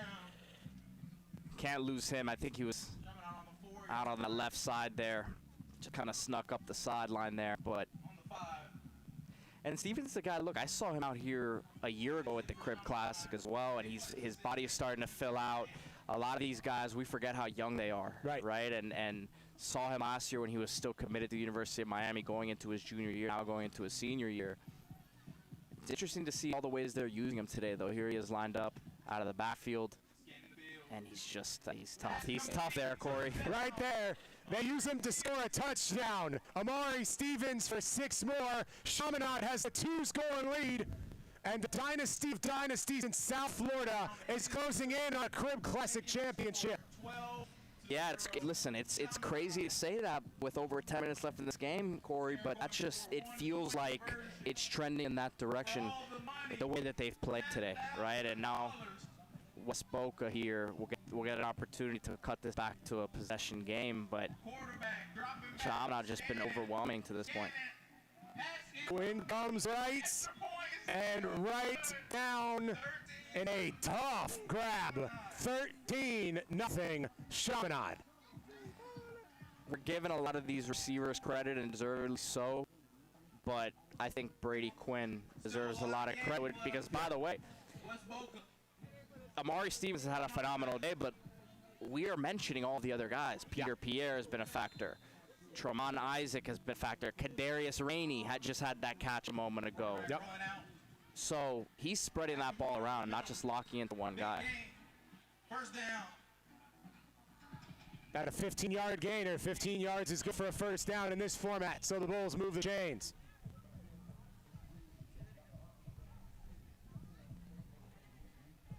Must-score drive here for West Boca. And again, to your point a moment ago, it sounds over dramatic, and then you actually realize how this is gone. Yeah. The Bulls have to have this. Moran wants end zone. Had a little height. It had a little hype, but that's because he's trying to throw over some of these guys in that secondary who have some real size on them for Chaminade. As we look at this clock winding down, got over 10:30 here remaining in this championship game at Crib Classic.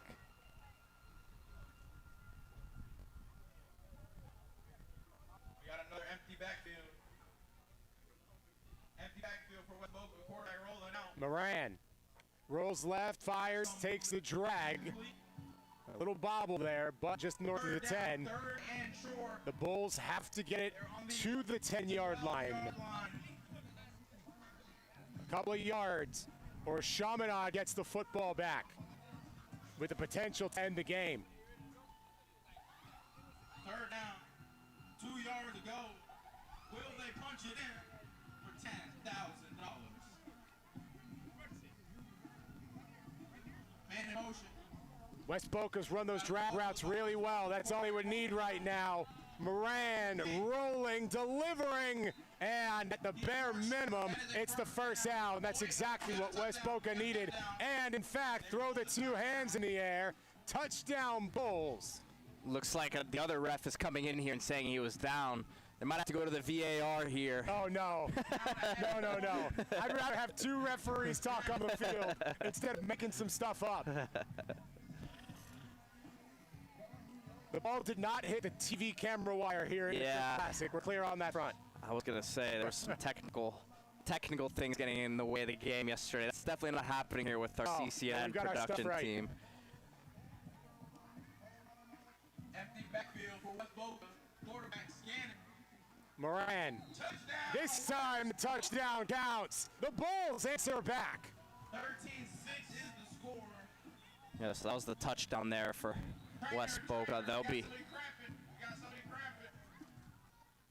It's been a long you hate day to see that, yeah. Here at Christopher Columbus High School.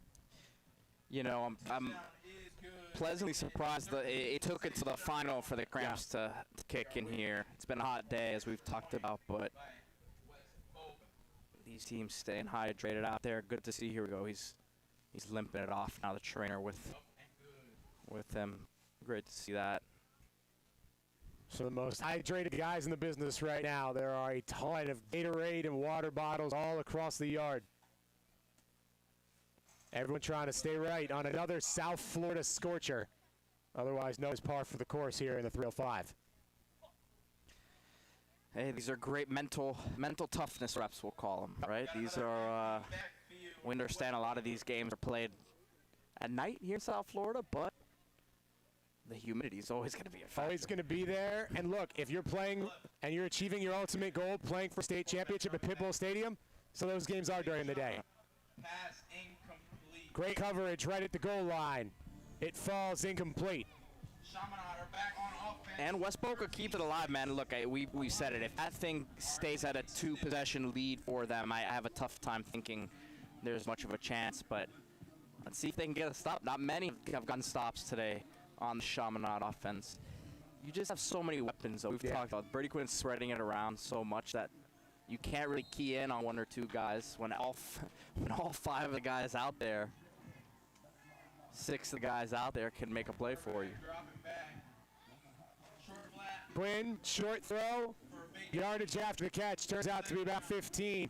It's probably a pretty easy sell for the Chaminade coaching staff. Brady Quinn was out on Florida's Gulf Coast out in the Naples area. They say, hey, we'd like you to come play at one of the most prolific offenses in the entire country. He was like, all right, yeah, that sounds good. And you're seeing that come to fruition here. And it's one thing to say, look, we've got all the talent here, but Quinn's making the throws, and he's been very decisive. Right there, you saw the defense again. They're so scared, it seems like, to get beat by a big play over the top by Chaminade. They have to kind of play off in coverage a little bit. We got a false start. False start on Chaminade. Yeah, and that's obviously not what you want if you're Chaminade and their coaching staff shooting themselves in the foot there. It's the last thing you want, right? You don't want to get West Boca back into this one. Although, if you're playing Chaminade advocate, not that they need it, that continues the clock, and they have had no issue getting the yardage.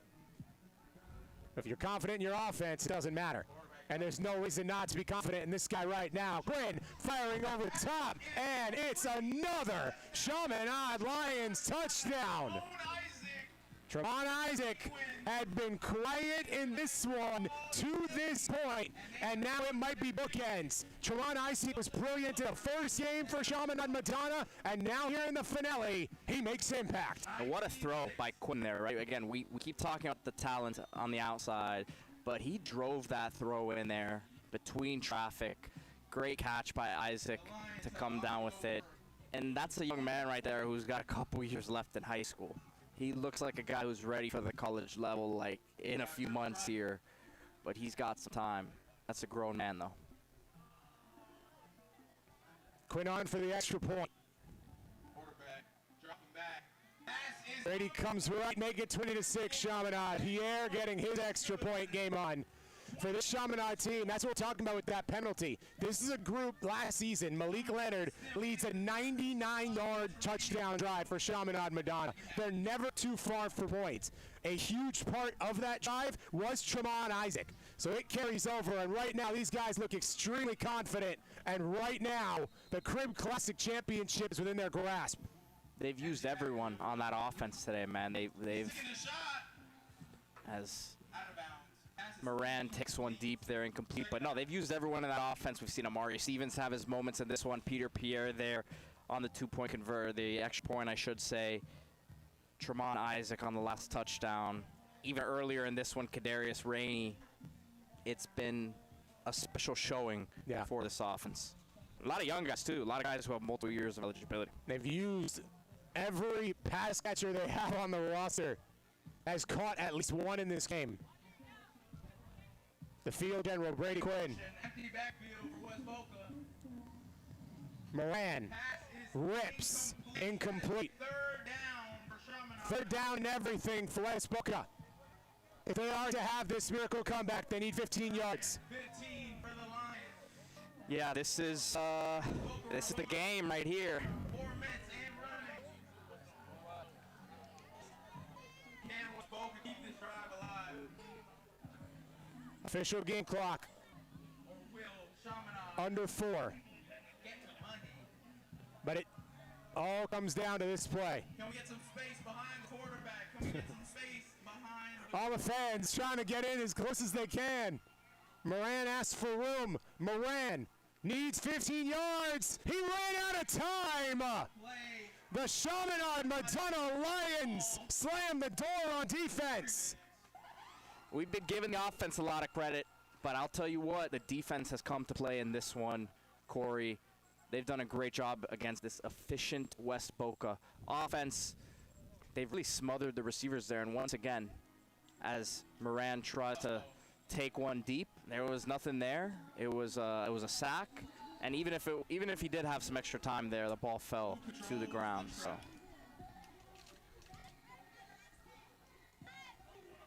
This is a wire-to-wire run for Chaminade Madonna. The top team in the group stage continues to be the top team in this final run. Peter Pierre along the sideline, just adding to his highlight reel. We called it out a couple games ago. I mean, this is a dynamic playmaker, absolute mismatch problem. You see his movement too, right? This is a big guy who's not stiff. And by the way, he's not skinny either. This is a big-time tight end prospect that we're looking at for the 2028 class. I think he's going to be one of the premier players in the country for his position, and he's putting on a show right now. This acquits the Rockets of Central very well. They might be the only ones in this tournament to give Chaminade a game. Empty backfield for Chaminade. Quarterback scanning. Sack on the play. Second down. West Boca's not done yet. They pick up their second sack of the ball game. Time is ticking. Nearing the 1 minute warning. Less than 2 minutes remaining for Chaminade. Official clock's a little behind ours just because of the injury stoppage. Looks like there's about 1:40, and then once we get under a minute, if you've been with us today, guys, there will be some stoppages there, closer to the real rules of football. But the 11-on-11 rules, real rules. Yes. Down to the right, falls incomplete. Third down for the Lions. And that can take us to one. Chaminade does have a third down. Third down for the Lions. But the Bulls can make them sweat if they get this stop. a little bit over a minute. it's been a valiant effort for West Boca today. Played a lot of football, man. This is their 6th game, or 7th game, I should say. 1 minute. 1 minute remaining. 1 minute remaining. We've hit that 1 minute warning officially here. You hit the 1 minute mark. Chaminade, if they get the first down, can basically bleed the game away. Firmly in the driver's seat. Quinn, looking, fires, it is intercepted. It was a turnover on downs regardless, but the Bulls get their chance. West Boca needs basically an instant score and then an instant stop. But it's not impossible, just very difficult. But that's what we do down here in South Florida, achieve the very difficult. Yeah, maybe a little too late, like you said, but still nice to see West Boca fighting to the finish here. We'll see if they can get a quick score. Chaminade's had their best defensive game of this tournament in the championship. Perhaps fitting they get the chance to close the door on the defensive end of things. Moran takes the quick hit. Gain of about 14, but the touch comes on the wrong side of the sideline if you're in for the Bulls. Can we get a time check? Time check. 44. Is rolling. He was tagged inbound. 44 and counting. Moran. Sack on the Sacked. The clock is still rolling. No reason for Chaminade to opt for the step on the sack. So we go to about 30 seconds. Yeah, as this game has gotten a little more out of hand and West Boca's had to take more chances downfield, that leads to more potential sacks. As that coverage has been great from the Lions. It was that Chaminade haymaker a few minutes ago that looks to stand tall. West Boca just doesn't have the time, but a chance for momentum headed into their search for a three-peat, and it is knocked away. That is game to slam the door. The pride of the Lions goes coast to coast at the Crib Classic Championship. Chaminade Madonna wins it again. The dynasty rolls on. Secured the money. Big time performance from Chaminade today. Much deserved effort. Corey, I mean, we've talked about them all day. Not only were they the best team in pool play, but they lined it up here with the best in the playoffs, and they beat the other best team here today in West Boca. Great effort. Not only offensively, we talked about their weapons all day long. Brady Quinn, one of the best players here. Great performance from him as a quarterback, spreading that football around. But the defense, I would say, really slammed the door shut for them in that game there against West Boca. West Boca couldn't get anything going offensively the way that we had seen the rest of the day. An all-around complete effort for Chaminade Madonna. They add $10,000 to their coffers. Your Lions on the 2026 Crib Classic Invitational. As they look and remain. For some really young folks here in South Florida, all you know is Chaminade Madonna as a state champion. They've been doing it that long. And they go right now, once again, winners here at the Crib Classic. Great performance from them today, and look, as a team, they stuck together out there. We saw the coaching staff keep them as a tight-knit unit, and really, outside of that penalty we saw in that last game there, just a great performance overall, right? I mean, the explosive plays are one thing, but the fact that they didn't let the emotions get the best of them. They didn't beat themselves out there.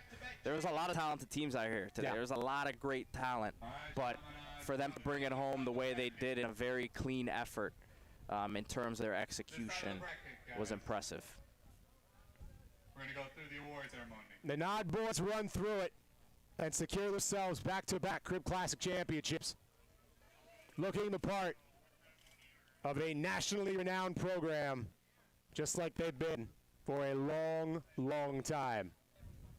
We'll let you listen in live to the championship presentation. $10,000 and a Crib Classic title belong to the Lions of Chaminade Madonna.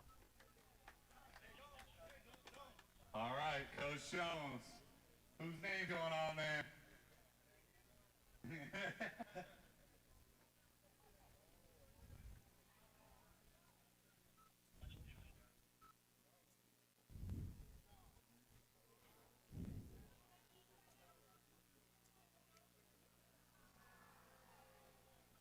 All right, congratulations, Chaminade. Please take a couple steps back. We're going to be taking some team pictures.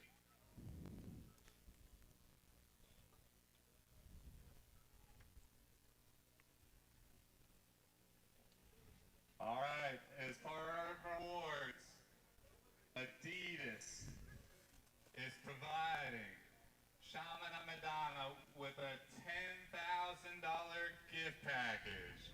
On top of what's coming from Crib Classic, another $10,000 cash.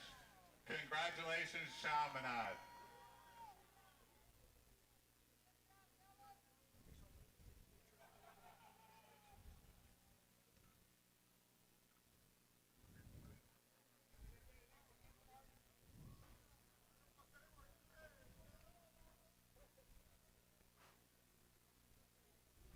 Next up, I don't know if you've been there, the Players Lounge Barbershop will be hosting Chaminade Madonna for free haircuts.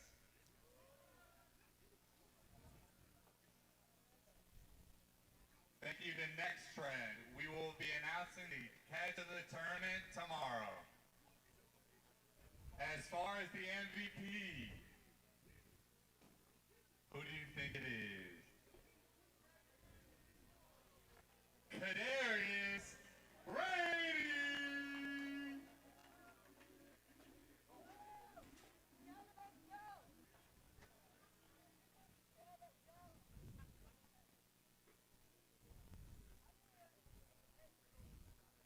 All right, K4, let's get a picture with the MVP plaque. Guys, give some love. You're going to get it from Joel right here.